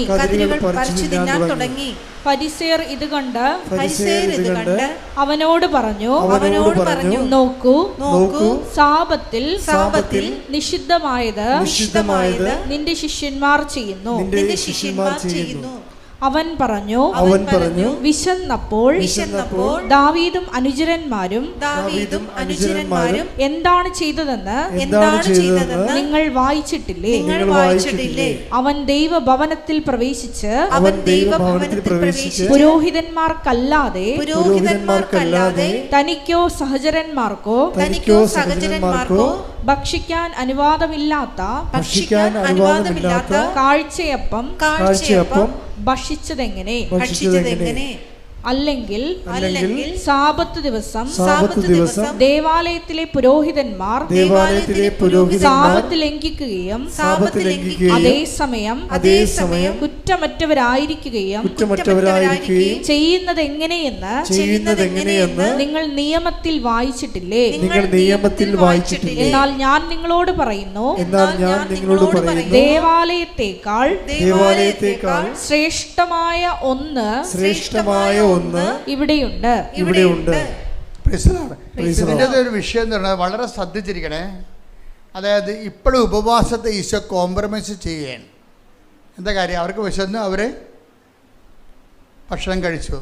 അവിടെ കയ്യില്ലായിരുന്നു. കണ്ട ഗോതമ്പ് പാടത്തൂടി പോകുമ്പോൾ അവിടുന്ന് സാപത്തിൽ നിന്ന് പോലും അവർ ഭക്ഷണം എടുത്ത് കഴിച്ചപ്പോൾ കർത്താവ് വിശപ്പിന് പ്രാധാന്യം കൊടുത്ത് ഇറ്റ്സ് ഓക്കെ എന്ന് പറഞ്ഞു. പക്ഷേ ഈ ഉപവാസം ഇല്ല. പക്ഷേ പുള്ളി അവർ ഉപവസിക്കണില്ല. പക്ഷെ ഉപവാസം ഇല്ലാതെ ഇങ്ങനെ തിന്ന് നടന്നാൽ ചില സമയത്ത് അത് ഓക്കെ ആകത്തില്ല. അതുകൊണ്ടാണ് പിശാച് ബാധനെ കൊണ്ടുവരുന്നത്. പിടിയിട്ടില്ലേ? ഈ ഗോതമ്പ് കണ്ടവൻ്റെ വീട്ടിൽ നിന്ന് വരെ ഗോതമ്പും കണ്ടതിൽ നടന്ന പാർട്ടി ഒരു മേജർ പ്രോബ്ലം വന്നാൽ ഇവർ ജപ അടിക്കേണ്ടി വരും. പക്ഷെ അവരെന്നിട്ട് ആ പിശാച് ബാധന ഇവരെ മണ്ണും കുത്തി എറിഞ്ഞിട്ട് ഓടിച്ച് കളഞ്ഞു. ഇവരോടി. പിശാച് ബാധന ഓടിയില്ല, ഇവരോടി. അവർക്ക് വലിയ ക്ഷയമായി. ഉപവാസത്തിൽ നിങ്ങൾ ഉപവാസം ഉടപ്പിയ എപ്പോഴെങ്കിലും നിങ്ങൾക്ക് ക്ഷയമുണ്ടാവും. എന്താ കാര്യം? ഒരു മേജർ പ്രോബ്ലം വരണതിൻ്റെ ഉദ്ദേശം നിങ്ങൾ ഉപവസിച്ച് ബലം പ്രാപിക്കാൻ വേണ്ടിയാണ് വരണത്. അപ്പോൾ അപ്പോസ്തലന്മാർ വന്ന് ചോദിച്ചു. അതെവിടെയാണ് ചോദിച്ചിരിക്കണേ? മത്തായി 17:19. അനന്തരം ശിഷ്യന്മാർ തനിച്ച് യേശുവിനെ സമീപിച്ച് ചോദിച്ചു, എന്തുകൊണ്ടാണ് അതിനെ ബഹിഷ്കരിക്കാൻ ഞങ്ങൾക്ക് കഴിയാതെ പോയത്? യേശു പറഞ്ഞു, നിങ്ങളുടെ അല്പവിശ്വാസം കൊണ്ട് തന്നെ. അപ്പോൾ ഈ ഉപവാസത്തിൽ സ്കൾക്കിങ് ഉണ്ടാക്കുന്നത് എന്തുകൊണ്ടാണ്? അല്പവിശ്വാസമാണെന്ന് മനസ്സിലായില്ലേ? ഇപ്പം ഇതിങ്ങനെയാണ് കർത്താവ് നമ്മളെ പഠിപ്പിക്കുന്നത്. ഇപ്പം നിങ്ങൾ ഉപവസിക്കണില്ല, ഉഴപ്പി. അപ്പോൾ നിങ്ങൾ പറയാം, എനിക്ക് 60 വയസ്സായി, എനിക്ക് ഉപവസിക്കേണ്ട കാര്യമില്ല എന്ന് പറയും. ഒരാൾ പറയാം, എനിക്ക് രോഗമാണ്, സഭ പറഞ്ഞിട്ടുണ്ട് രോഗികൾക്ക് ഉപവസിക്കേണ്ട കാര്യമില്ലെന്ന്. അപ്പോൾ എന്തെങ്കിലും മുട്ടായി കുത്തിയൊക്കെ എടുത്തിട്ട് മുടന്തന്യായം പറഞ്ഞിട്ട് നമ്മൾ ഉത്തരവാദിത്വം സ്കൾക്ക് ചെയ്യും. അതിൻ്റെ കാര്യം എന്താണ്? എന്തുകൊണ്ടാണ് ചെയ്യാൻ പറ്റാവന്? അല്പവിശ്വാസമാണ്. ചില ഉടമ്പടി എടുക്കുന്നുണ്ട്, പക്ഷെ ഉപവസിക്കണില്ല. അതിൻ്റെ കാര്യം എന്താ? അപ്പോൾ നിങ്ങൾക്ക് മേജർ പ്രോബ്ലത്തെ കൈകാര്യം ചെയ്യാൻ പറ്റത്തില്ല. എന്തുകൊണ്ടാണ് ഞങ്ങൾക്ക് അതിനെ ബഹിഷ്കരിക്കാൻ കഴിയാതിരുന്നത്? ഇപ്പോൾ കർത്താവ് എന്താ പറയണത്? 17:21. അതായത് പ്രാർത്ഥനയും ഉപവാസവും കൊണ്ടല്ലാതെ നിങ്ങൾക്കതിനെ ബഹിഷ്കരിക്കാൻ കഴിയുകയില്ല. അപ്പോൾ ഉപവാസം രംഗത്ത് വന്ന് കർത്താവ് 12:17 മത്തായി 12 കോംപ്രമൈസ് ചെയ്ത ഉപവാസം ഇപ്പം എന്താണ് മസ്റ്റായിട്ട് വന്നു. 4ാം ക്ലാസ്സിൽ പഠിക്കേണ്ടെന്ന് പറഞ്ഞ് വിട്ട ലെസനാണ്, പക്ഷേ എപ്പോഴായാലും പഠിക്കാതെ പറ്റത്തില്ല. 10ാം ക്ലാസ് ആയപ്പോൾ ആ ലെസൺ വീണ്ടും ചോദിച്ചു. 4ാം ക്ലാസ് ആയതുകൊണ്ടാണ് അത് പഠിക്കേണ്ടെന്ന് പറഞ്ഞത്, അത് നിനക്ക് തലേ കയറത്തില്ലെന്ന് പറഞ്ഞത്. പക്ഷെ പഠിക്കാതെ മുന്നോട്ട് പോകാൻ പറ്റത്തില്ല. ഉപവാസത്തെ നമുക്ക് സ്കൾക്ക് ചെയ്യാൻ പറ്റത്തില്ല. ഇനി എന്താ പ്രോബ്ലം എന്ന് വെച്ച് കഴിഞ്ഞാൽ, ഈ ഉപവാസവും പ്രാർത്ഥനയും എന്ന് പറയുമ്പോഴും വരുന്നൊരു വിശ്വാസം എന്ന് പറയണത്, പ്രാർത്ഥനയെന്ന് പറഞ്ഞാൽ വിശ്വാസം കൊണ്ടല്ലേ ആൾക്കാർ പ്രാർത്ഥിക്കണത്. പിന്നെ എന്താണ് ഉപവസിക്കണത്? എന്താണ്? പ്രത്യാശിച്ച ആൾക്കാരെല്ലാവരും ഉപവാസത്തോടെയാണ് കർത്താവിനെ കാത്തിരുന്നത്. മനസ്സിലായില്ലേ? ഇപ്പം മാതാവൊക്കെ എന്ത് ഉപവാസത്തിൻ്റെ ആൾക്കാരാണ്. എല്ലാ ചേടത്തിമാരും എല്ലാ സ്ത്രീകളും കർത്താവ് ദൈവപുത്രൻ അവിടെ ഉദരത്തിൽ ജനിക്കുമെന്ന് വിചാരിച്ചുകൊണ്ട് ഉപവസിച്ചുകൊണ്ടിരുന്നതാണ്. ഉപവാസം എന്ന് പറഞ്ഞാൽ കാത്തിരിപ്പാണ് ഉദ്ദേശിക്കുന്നത്, പ്രത്യാശയാണ്. മനസ്സിലായില്ലേ? ഉപവാസം എന്ന് പറഞ്ഞാൽ എന്തിനാണ് നമ്മൾ ഉപവസിക്കുന്നത്? പ്രത്യാശയുടെ പ്രകട രൂപമാണ് ഉപവാസം. അല്ല പട്ടിണി നിന്നിട്ട് നമ്മൾ വയറും കുഞ്ഞിട്ട് കർത്താവ് ഞാൻ കട്ടപ്പെട്ട കണ്ടില്ല കർത്താവ്, ഈ ത്യാഗങ്ങളും കണ്ട് കർത്താവ് എന്നെ എന്തെങ്കിലും സഹായിക്കും, അതിനല്ല ഉദ്ദേശിക്കുന്നത്. ഉപവാസം എന്ന് പറയുന്നത് പ്രത്യാശ എന്ന പുണ്യം ആക്ടിവിറ്റി ചെയ്യണം. നമ്മൾ ആദ്യം പ്രാർത്ഥിച്ചു അല്ലേ? പ്രാർത്ഥന എന്താണ്? വിശ്വാസം എന്ന പുണ്യമാണ് പ്രാർത്ഥനയിലൂടെ നമ്മൾ ആക്ടിവിറ്റി ചെയ്യണത്. ഉപവാസം എന്താണ്? പ്രത്യാശ എന്ന പുണ്യം നമ്മൾ ആക്ടിവിറ്റി ചെയ്യും. കാരണം എന്താണ്? പിതാക്കന്മാർ എല്ലാവരും പ്രാർത്ഥിച്ച് ഉപവസിച്ചുമാണ് ദൈവത്തിൻ്റെ അനുഗ്രഹങ്ങളെ കാത്തിരുന്നത്. ഇന്ന് സ്തുതിക്കട്ടെ. ഹല്ലേലൂയ, ഹല്ലേലൂയ, ഹല്ലേലൂയ, ഹല്ലേലൂയ. പ്രാർത്ഥന എന്താണത്? വിശ്വാസത്തിൻ്റെ പ്രകട രൂപം പ്രാർത്ഥന. ഉപവാസം എന്താണത്? പ്രത്യാശയുടെ പ്രകട രൂപം. നമ്മൾ ഉപവസിച്ച എന്താ അർത്ഥം? നമ്മൾ പട്ടിണി നിന്നിട്ട് ദൈവത്തിന് കിട്ടാനാ? ദൈവത്തിന് കിട്ടണത് നമ്മൾ ആ വിഷയത്തിൽ പ്രത്യാശ അർപ്പിക്കുന്നു. കർത്താവിൽ നമ്മൾ പ്രത്യാശ അർപ്പിക്കുന്നു. അതിന് പകരം അത് കർത്താവിൽ നമ്മൾ പ്രത്യാശ അർപ്പിക്കുന്നുവെന്ന് ദൈവത്തോട് പറയാൻ വേണ്ടിയാണ് നമ്മളെന്ത് ചെയ്യണത്? ഉപവസിക്കണത്. റെഡിയാ? അപ്പോൾ ഉപവസിക്കണത് എന്തിനാണ്? പ്രത്യാശ എന്ന പുണ്യം. ഇപ്പം നമ്മൾ ജപമാല പ്രാർത്ഥിക്കുമ്പോൾ എന്താ? ഞങ്ങൾ പ്രത്യാശ എന്ന പുണ്യമുണ്ടായി വർദ്ധിക്കുവാൻ നിരത്തിക്കുവാനോട് അപേക്ഷിക്കണമേ. അതുതന്നെയാണ് നമ്മൾ ഉപവസിച്ചുകൊണ്ട് ദൈവത്തോട് പറയുന്നത്. എന്താണ്? ഞാൻ ഉപവസിക്കുന്നു. കാര്യം എന്താണ്? നിന്നിലുള്ള എൻ്റെ പ്രത്യാശയെ ഞാൻ പ്രകടിപ്പിക്കുന്നു. മനസ്സിലായില്ലേ? അപ്പോൾ ഇപ്പോൾ ഓരോ പ്രോബ്ലംസിനും കറസ്പോണ്ടായിട്ടുള്ള മെഷീനറിയാണ് ഉപയോഗിക്കേണ്ടത്. ഇപ്പോൾ ചില സ്ക്രൂ ഒക്കെ തിരിക്കാൻ സ്ക്രൂ ഡ്രൈവർ ഒരു 8ൻ്റെ സ്ക്രൂ തന്നെ സ്പാനർ എടുക്കുമ്പോൾ 8ൻ്റെ സ്പാനർ എടുത്തതെന്ന് പറയത്തില്ലേ? അപ്പോൾ അത് 8ൻ്റെ തിരിച്ച് കഴിഞ്ഞാൽ തിറങ്ങും. ചിലത് പറയും ഇത് 8ൻ്റെ പിടിക്കണില്ല 14ൻ്റെ എടുക്കാൻ പറയും. അപ്പോൾ മെക്കാനിസ്റ്റുകളുടെ ഉടനെ 14ൻ്റെ എടുത്ത് കൊടുക്കും. അപ്പോൾ 14 ഇട്ട് തിരിക്കും. അപ്പോൾ ചിലത് പ്രാർത്ഥന കൊണ്ട് നടക്കത്തില്ല, 8ൻ്റെ കൊണ്ട് നടക്കത്തില്ല. പിന്നെ എന്ത് ചെയ്യും? ഉപവാസം കയറ്റിവിടും 14ൻ്റെത്. ചിലത് 14ൻ്റെ കൊണ്ട് നടക്കത്തില്ല. ചില ഡ്രില്ലർ കൊണ്ടുവന്നിട്ട് തിരിക്കേണ്ടി വരും ആ സാധനം. അതിനാണ് സ്നേഹം എന്ന് പറയണത്. വിശ്വാസം അറിവ് കൊണ്ട് വിശ്വാസത്തിന് ആദ്യ നിലവാരം പ്രഥമ പാഠങ്ങൾ എന്തിനുള്ളതാണ്? പിന്നിടാൻ വേണ്ടിയുള്ളതാണ്, തള്ളിക്കളയാൻ വേണ്ടിയുള്ളതാണ്. അവിടെ 90 വയസ്സ് വരെ പ്രഥമ പാഠം കടിച്ചതും കിടക്കരുത്. 90 വയസ്സായി ഇപ്പോഴും വിശ്വാസത്തിൻ്റെ പ്രഥമ പാഠമാണ്. എന്താ പ്രശ്നം? നിങ്ങൾ ഈ ഭൗതിക അനുഗ്രഹങ്ങൾ മാത്രം ആഗ്രഹിച്ചാണ് ഇത് കർത്താവിൽ വന്നിരിക്കണമെന്നുണ്ടെങ്കിൽ ചില ആൾക്കാർ സാത്താൻ ഭക്ഷണത്തിന് പോയില്ലേ? അവരെയൊക്കെ അറിയാം ഈ ജീവിതം മാത്രമേ അവനെയൊക്കെ ഉള്ളെന്നറിയാം. അതുകൊണ്ട് സാത്താനെങ്കിൽ സാത്താൻ, കള്ളനോട്ടെ, കരിഞ്ചന്ത. അപ്പോൾ അവിടെ പോയാൽ പിന്നെ പ്രാർത്ഥന പോലും ആവശ്യമില്ല. പോകൃത്തരക്കാണ് ജീവിക്കുക. 5 പെണ്ണുങ്ങളെ 10 പെണ്ണുങ്ങളെ ഉപയോഗിക്കാം, 10 ആണുങ്ങളെ ഉപയോഗിക്കാം, എത്ര വേണമെങ്കിൽ ഡൈവേഴ്സ് ചെയ്യാം. നമുക്ക് ബിസിനസ് വളർന്നു ഇവിടെ. സാത്താനടുത്ത് വരുമ്പോൾ ഈ ഉപവാസവും ഇല്ല, പ്രാർത്ഥനയും ഇല്ല, ഒരു പ്രശ്നവും ഇല്ല. വൃത്തികെട്ട എല്ലാത്തരം പരിപാടിയും കാണിച്ചാലും ശരി, അതനുസരിച്ചുകൊണ്ട് ഭൗതിക ഉയർച്ച ഉണ്ടാകും. അതുകൊണ്ടാണ് ബൈബിൾ പറയണത്. ഈശോ എപ്പോഴും ചോദിക്കുന്ന ഒരു ചോദ്യമുണ്ട്. എന്താണ്? Do you want to go? നിങ്ങൾക്കും പോകണമെന്ന് ഉണ്ടോ? എപ്പോഴും നമ്മളോട് നമ്മുടെ സിലബസ് വലുതാക്കിക്കൊണ്ട് കർത്താവ് ചോദിക്കുന്ന കാര്യം എന്താണ്? നിങ്ങൾക്കും പോകണമെന്നുണ്ടോ? അപ്പോൾ എപ്പോഴും അതൊരു ചോദ്യമാണ്. അപ്പോഴേ കുറേ പേര് പോകും അല്ലേ? അതെടുത്തേ 6:63 എടുത്തേ യോഹന്നാൻ്റെ സുവിശേഷം. കട്ടിയാക്കി കർത്താവ് സിലബസ് കട്ടിയാക്കും. പിതാക്കന്മാരെ മരുഭൂമി വെച്ച് മഞ്ഞ ഭക്ഷിച്ചു, അതുപോലെ ഈ അപ്പം ഭക്ഷിക്കുന്ന നിത്യം ജീവിക്കാൻ ലോകത്തിൻ്റെ ജീവന് വേണ്ടി ഞാൻ നൽകുന്ന അപ്പം എൻ്റെ ശരീരം തന്നെയാണ്. അപ്പോൾ എൻ്റെ ശരീരം തന്നെയാണെന്ന് പറയുമ്പോൾ സിലബസ് കട്ടിയായി. അവർ ചോദിക്കും, ഇയാളുടെ ശരീരം, ഇയാൾ യൗസേപ്പിൻ്റെ മകനല്ലേ, മറിയമല്ലേ ഇയാളുടെ അമ്മ, ഇയാളുടെ ശരീരം നമ്മളെങ്ങനെ ഭക്ഷിക്കണത്, ഇതെന്നെ വർത്താനം ചോദിക്കും, കഠിനമാണെന്നൊക്കെ പറയും. അപ്പോൾ അങ്ങനെ കുറേ ആൾക്കാരിട്ട് സിലബസ് കഠിനമാക്കും, വിശ്വാസത്തിൻ്റെ വിഷയം കഠിനമാക്കും. വിശ്വാസത്തിൻ്റെ വിഷയം കഠിനമാക്കുമ്പോൾ എൻ്റെ അർത്ഥം എന്താണ്? നിങ്ങളെ പ്രഥമ പാഠങ്ങൾ പിന്നിട്ട് വന്നതിൻ്റെ അർത്ഥം വിശ്വാസത്തിൻ്റെ വിഷയം കഠിനമാകും. അപ്പം അതിൻ്റെ പ്രഥമ പാഠങ്ങൾ പിന്നിട്ട് എന്താണ്? ഇനി പക്വതയാണ് ഉള്ളതാണ്. അടയാളമില്ലാത്ത കാലം അമ്മയോടൊപ്പം എന്ന് പറഞ്ഞ് എനിക്കൊരു പുസ്തകമുണ്ട്. അതായത് പക്വതയ്ക്ക് വളരുമ്പോൾ പിന്നീട് ആ ഒരു ഭാഗം എടുത്ത് യോഹന്നാൻ 6:67. യോഹന്നാൻ 6:67. യേശു 12 പേരോടുമായി ചോദിച്ചു, നിങ്ങളും പോകാൻ ആഗ്രഹിക്കുന്നുവോ? അപ്പം നമ്മൾ ഇടയ്ക്ക് ഇങ്ങനെ കൊടയും. എൻ്റെ അർത്ഥം എന്താ? ഇട്ടും പോടാന്നതിൻ്റെ അർത്ഥം ഇനിയുള്ള പാഠം നിങ്ങൾ നിൽക്കണമെന്നില്ല, കാര്യം ഇത്തിരി കട്ടിയാണ്. കർത്താവിൻ്റെ ഉദ്ദേശം എന്ന് പറയുന്നത് അതാണ്. പ്രഥമ പാഠങ്ങൾ പിന്നിടുമ്പോൾ നമുക്ക് എപ്പോഴും ഒരു ഡ്രൈനെസ് തോന്നും. നമ്മൾ ഇപ്പോൾ കുറേ പ്രാർത്ഥിക്കുന്നു, ചില സമയത്തൊക്കെ ആത്മീയ വരൾച്ച തോന്നും. അച്ഛന്മാർക്കൊക്കെ എപ്പോഴും തോന്നും, കാര്യം അവർ കടകടാന്നിങ്ങനെ വളരണ കാരണം വളർച്ചയുടെ ഘട്ടത്തിൽ ഭയങ്കരമായിട്ട് അയ്യോ ദൈവം ഉണ്ടോ എന്നൊക്കെ ചോദിച്ചു പോകും. ആരും കുഴപ്പമില്ല, വിശുദ്ധന്മാർക്കും തോന്നിയായിരുന്നു, ജോൺ ഓഫ് ദി ക്രോസിനും തോന്നിയായിരുന്നു. അയാൾ പറഞ്ഞത് dark night of the soul എന്ന് പറയും, ആത്മാവിൻ്റെ രാത്രി. ദൈവത്തെക്കുറിച്ച് ഒരു പിടിയും കിട്ടണില്ല. ഇത്രയും നാൾ ജീവിച്ചു, ഭയങ്കര വിശുദ്ധിയോട് ജീവിച്ചു, പക്ഷെ ചില സമയത്ത് ലെഫ്റ്റ് ഇൻ ദി എയർ, ദൈവം ഉണ്ടോ എന്ന് പോലും സംശയമാണ്. വളർച്ചയുടെ പാഠങ്ങൾ. അപ്പോൾ ട്രാൻസിഷൻ പീരീഡിൽ എപ്പോഴും ഇതുപോലെ വാക്കംനെസ് ഉണ്ടാവും.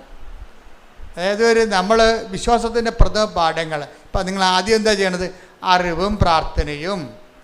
അതിൻ്റെ പാഠം കഴിഞ്ഞിട്ട് ഉപവാസവും പ്രത്യാശയും, ഇല്ലേ? അതിൻ്റെ പാഠവും കഴിഞ്ഞു പോകും. ഇനി എന്താണ്? പ്രാർത്ഥനയും കൊണ്ട് ഉപവാസം കൊണ്ട് നിൽക്കാത്ത കാര്യങ്ങൾ വരും. 17:21 എന്താ പറയണത്? പ്രാർത്ഥന കൊണ്ട് ഉപവാസം കൊണ്ട് മാത്രമേ ഇവറ്റകൾ പുറത്തു പോകത്തുള്ളൂ. ഇനി പ്രാർത്ഥന കൊണ്ട് ഉപവാസം കൊണ്ട് നിൽക്കാത്ത കാര്യം വരും. അതിനാണ് ഈ പുള്ളിക്കാരൻ കമന്നൊക്കെ വീഴണത്. കണ്ടില്ലേ?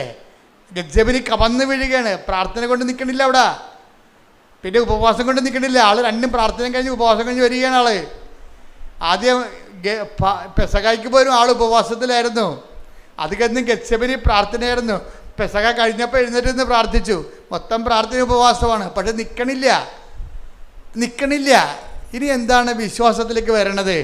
പ്രാർത്ഥന ഉപവാസം കൊണ്ട് നിൽക്കണില്ല. അപ്പം ക്രിസ്തു എന്താ ചെയ്തത്? കവന്ന് വീണ്. എന്നിട്ട് എന്താ പറഞ്ഞത്? അതിനാണ് പൗലോസ് പറയണത്, ഈ ഒരു വിശ്വാസ വളർച്ചയിൽ ആദ്യ കാലങ്ങളിൽ നമ്മൾ പ്രാർത്ഥന കൊണ്ട് നടക്കും. പിന്നെ വിഷയം കുറച്ചുകൂടി കട്ടിയായി കഴിയുമ്പോൾ പിന്നെ പ്രാർത്ഥനയും ഉപവാസം വേണ്ടി വരും. ചില സമയത്ത് പ്രാർത്ഥനയും ഉപവാസം കൊണ്ടും നിൽക്കത്തില്ല. എന്താ കാരണം? ചില കാര്യങ്ങൾക്ക് പ്രാർത്ഥന കൊണ്ടും പറ്റത്തില്ല, ഉപവാസം കൊണ്ടും പറ്റത്തില്ല. ചില ആൾക്കാർ പറയും ഞങ്ങൾ 33 വിശ്വാസപ്രമാണം ചൊല്ലി എന്നൊക്കെ പറഞ്ഞാലും അതൊക്കെ ഈ പ്രഥമ പാഠങ്ങളാണ്. അതിൻ്റെ അടുത്ത പാഠം പ്രത്യാശയുടെയാണ്, ഉപവാസമാണ്. അപ്പോൾ ചില ആൾക്കാർ പറയും ഞാൻ 33 ദിവസം ഉപവാസം എന്നൊക്കെ പറയും. ചിലപ്പോൾ അതിൽ നിൽക്കത്തില്ല. ക്രിസ്തുവിലല്ലേ വളരണത്.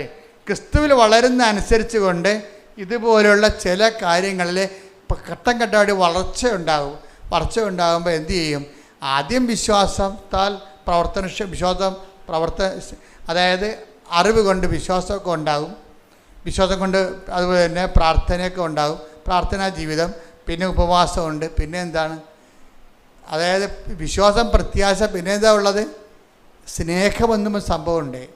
അതാണ് ഗലാത്യർ 5:6. സ്നേഹത്താൽ പ്രവർത്തനക്ഷമമായ വിശ്വാസം. ഉടമ്പടി അതാണ്. അത് മനസ്സിലാക്കണം, അല്ലാതെ വല്ലതൊക്കെ കാണിച്ചു വെക്കരുത്.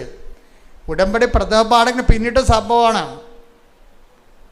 വിശ്വാസത്തിൻ്റെ നിലവാരം കഴിഞ്ഞു, പ്രാർത്ഥന കൊണ്ടും കഴിഞ്ഞു. അതാണ് മേജർ പ്രോബ്ലംസ് അഡ്രസ് ചെയ്യാൻ ഉടമ്പടിയെ പറ്റത്തുള്ളൂ. എന്താ കാര്യം? ഉടമ്പടി എന്താണ്? ഉടമ്പടി ഗലാത്യർ 5:6. അതെന്താണ്? അറിവ് കൊണ്ടല്ല അവിടെ വർക്കൗട്ട് ചെയ്യണം, വിശ്വാസം കൊണ്ടല്ല. പിന്നെ എന്താണ്? സ്നേഹം കൊണ്ടാണ്. വിശ്വാസം, പ്രത്യാശ, സ്നേഹം. ദൈവിക പുണ്യങ്ങളെ ഈ ഗെത്സെമനി വരുമ്പോൾ ഈശോ പ്രകടിപ്പിക്കുന്നത് എന്താണ്? സ്നേഹമാണ്. എന്താണ്? എല്ലാം അപ്പാനെ വിളിച്ച് അപ്പാക്ക് വേണ്ടി ജീവിച്ചൊക്കെ നടന്നെങ്കിലും സമയത്ത് അപ്പ കാല് മാറി, അപ്പായെ കാണാനില്ല. അപ്പോൾ എലോയ് ലമാ സബക്താനി എന്ന് പറഞ്ഞ് കരഞ്ഞിട്ട് എന്ത് ചെയ്യും? സ്നേഹം എല്ലാം വിശ്വസിക്കുന്നു. അപ്പം അങ്ങനെ പോകത്തില്ല. അപ്പ ഇവിടെ എവിടെയെങ്കിലും ഉണ്ട്. ഇപ്പോഴത്തെ അവസ്ഥയിൽ എന്നെ കാണാത്തതാണ്. അതാണ് എൻ്റെ ഇപ്പോഴത്തെ പാഠം. അതുകൊണ്ട് പറയും ഐ കമൺ മൈ സ്പിരിറ്റ്. അത് ഭയങ്കര സംഭവമല്ലേ? അതാണ് ക്രിസ്തു കടന്നുപോയ വഴികൾ. ക്രിസ്തു ആണ് നമ്മുടെ സബ്ജക്റ്റ്. അപ്പം ക്രിസ്തു കടന്നുപോയെന്ന വഴികൾ അനുസരിച്ച് കൊണ്ട് നമ്മളുടെ ജീവിതാനുഭവങ്ങളെ നമ്മളെ ക്രിസ്തു കേന്ദ്രീകൃതമായിട്ട് വേണം ജീവിതാനുഭവങ്ങളെ വിലയിരുത്താൻ. മനസ്സിലായില്ലേ? അല്ലാതെ നിങ്ങൾ ഈ കഞ്ഞി ആൾക്കാരായിട്ട് നടക്കരുത്. വിശ്വാസത്തിൻ്റെ പ്രഥമ പാഠങ്ങൾ പിന്നിടാൻ വേണ്ടിയുള്ളതാണ്. ഓരോരോ ഉടമ്പടി പുതുക്കി കഴിയുമ്പോഴും വിശ്വാസത്തിൻ്റെ പ്രഥമ പാഠങ്ങൾ അടുത്ത ഘട്ടം പിന്നിടണം. ഇവർ നീല ഉടമ്പടിയോടും വളർന്നിട്ടില്ല. അത് ഭയങ്കര സംഭവമാണത്. ഇവരിപ്പോഴും പണ്ട് പേരക്കിടങ്ങൾക്ക് ആനയാണ് കൂനിയാണെന്നൊക്കെ പറഞ്ഞത് കരഞ്ഞു കൂപ്പി പണ്ട് പച്ച ഉടമ്പടി എടുത്ത കാലത്ത് എന്താണ് ഇവർ പറഞ്ഞത്, അത് ആ നിലവാരം തന്നെ ഈ പണ്ടാരത്തിന് ഇപ്പോഴും ഉള്ളത്. അതുകൊണ്ട് ഇനി കാണുമ്പോൾ തന്നെ എനിക്ക് പറയും കർത്താവിനെ പടി കൊടുക്കാൻ വേണ്ടി രാവിലെ വണ്ടിയും കയറി വന്നിരിക്കണമെന്ന്. ഇത് ഇവർ വളരണില്ല, ഇവർ വളർന്നിട്ടില്ല. ഈ സംഭവം ഈ വിശ്വാസത്തിൻ്റെ പ്രഥമ പാഠങ്ങൾ പിന്നിട്ട് കഴിഞ്ഞാൽ നിങ്ങൾ എൻ്റെ അടുത്ത് വരത്തില്ല. എൻ്റെ അടുത്തല്ല, ദൈവത്തിൻ്റെ അടുത്ത് പോലും നമ്മൾ ചെല്ലത്തില്ല. എന്താ കാര്യം? അക്കാലങ്ങളിൽ നിങ്ങൾ എന്നോടൊന്നും ചോദിക്കത്തില്ല. Take the word of God. ഹല്ലേലൂയ ഹല്ലേലൂയ ഹല്ലേലൂയ ഹല്ലേലൂയ. യോഹന്നാൻ 16:23. യോഹന്നാൻ 16:23. അന്ന് നിങ്ങൾ എന്നോട് ഒന്നും ചോദിക്കുകയില്ല. അപ്പം അതാണ് വിശ്വാസത്തിൻ്റെ പ്രഥമ പാഠങ്ങൾ പിന്നിട്ട് ഒരാൾ പക്വതയിലെത്തി കഴിഞ്ഞാൽ എല്ലായിടത്തും ഓടി ദൈവത്തിൻ്റെ അടുത്ത് വരത്തില്ല. എന്താണ്? അപ്പ ഇവിടെ ഉണ്ടെന്നുള്ളത് എന്നെ കൈവിട്ട പോലെ എനിക്ക് തോന്നണത്, but I still believe in. എന്താണ്? എൻ്റെ വിശ്വാസം ഇപ്പോൾ വർക്കൗട്ട് ചെയ്യണത് കേൾവിയിൽ നിന്നൊന്നുമല്ല, പിന്നെ എന്താണ്? പ്രത്യാശയിൽ നിന്നുള്ള വിശ്വാസം വർക്കൗട്ട് ചെയ്യണത് സ്നേഹം കൊണ്ടാണ്. സ്നേഹത്താൽ പ്രവർത്തനക്ഷമമായ വിശ്വാസമായതുകൊണ്ട് എന്ത് ചെയ്യും? 1 കൊരിന്ത്യസ് 13:7 വർക്കൗട്ട് ചെയ്യണം. അപ്പോൾ അത് വളർച്ചയുടെ പ്രഥമ പാഠങ്ങൾ പിന്നിട്ട് കഴിഞ്ഞാൽ പക്വതയേക്കല്ലേ വളരണത്. അപ്പോൾ പക്വത എന്ന് പറഞ്ഞാൽ എന്താണ്? അത് ഈ 1 കൊരിന്ത്യസ് 13:7. സ്നേഹം സകലതും സഹിക്കുന്നു. സ്നേഹം സകലതും സഹിക്കുന്നു, സകലതും വിശ്വസിക്കുന്നു. വിശ്വസിക്കുന്നു. ഇതാണ് വിഷയം. അതായത് ആ കുരിശിൽ സംഭവിക്കണ ഇതാണ്. ഏലോയ് ഏലോയ് ലമാ സബക്താനി എന്ന് ഈശോ ചോദിക്കത്തില്ലേ? അപ്പം നീ എന്നെ കൈവിട്ടോന്ന് ചോദിക്കണില്ലേ? എന്നിട്ട് എന്താ പറയണത്? അതായത് അവിടെ ഈശോയുടെ ഉപവാസം കഴിഞ്ഞു, പ്രാർത്ഥന കഴിഞ്ഞു, ഉപവാസം കഴിഞ്ഞു. പക്ഷേ ദൈവം കൈവിട്ട പോലെ ആയിപ്പോയി. പ്രാർത്ഥിച്ചിട്ട് നിന്നില്ലല്ല, പ്രാർത്ഥിച്ച് നിന്നോ? പിന്നെ എന്താണ്? പിന്നെ ഇത് ഈശോ ഉപവസിച്ചു. കഴിക്കുന്ന ഈ ഒടുക്കത്തെ താഴത്തിൽ ഇരുന്നുകൊണ്ട് 10 ദിവസം പറയുന്നുണ്ട് കഴിക്കണില്ലേ എന്ന് പറയും. അപ്പോൾ ഈശോ പറയും എനിക്കിനി ഉപവാസമാണ്, നാളെ ഈ സമയത്ത് അപ്പായുടെ കൂടെ മേശപ്പുറത്ത് പെസക ഞാൻ കഴിക്കും സ്വർഗീയ എഴുന്നേശാരയിലെന്ന് പറയും.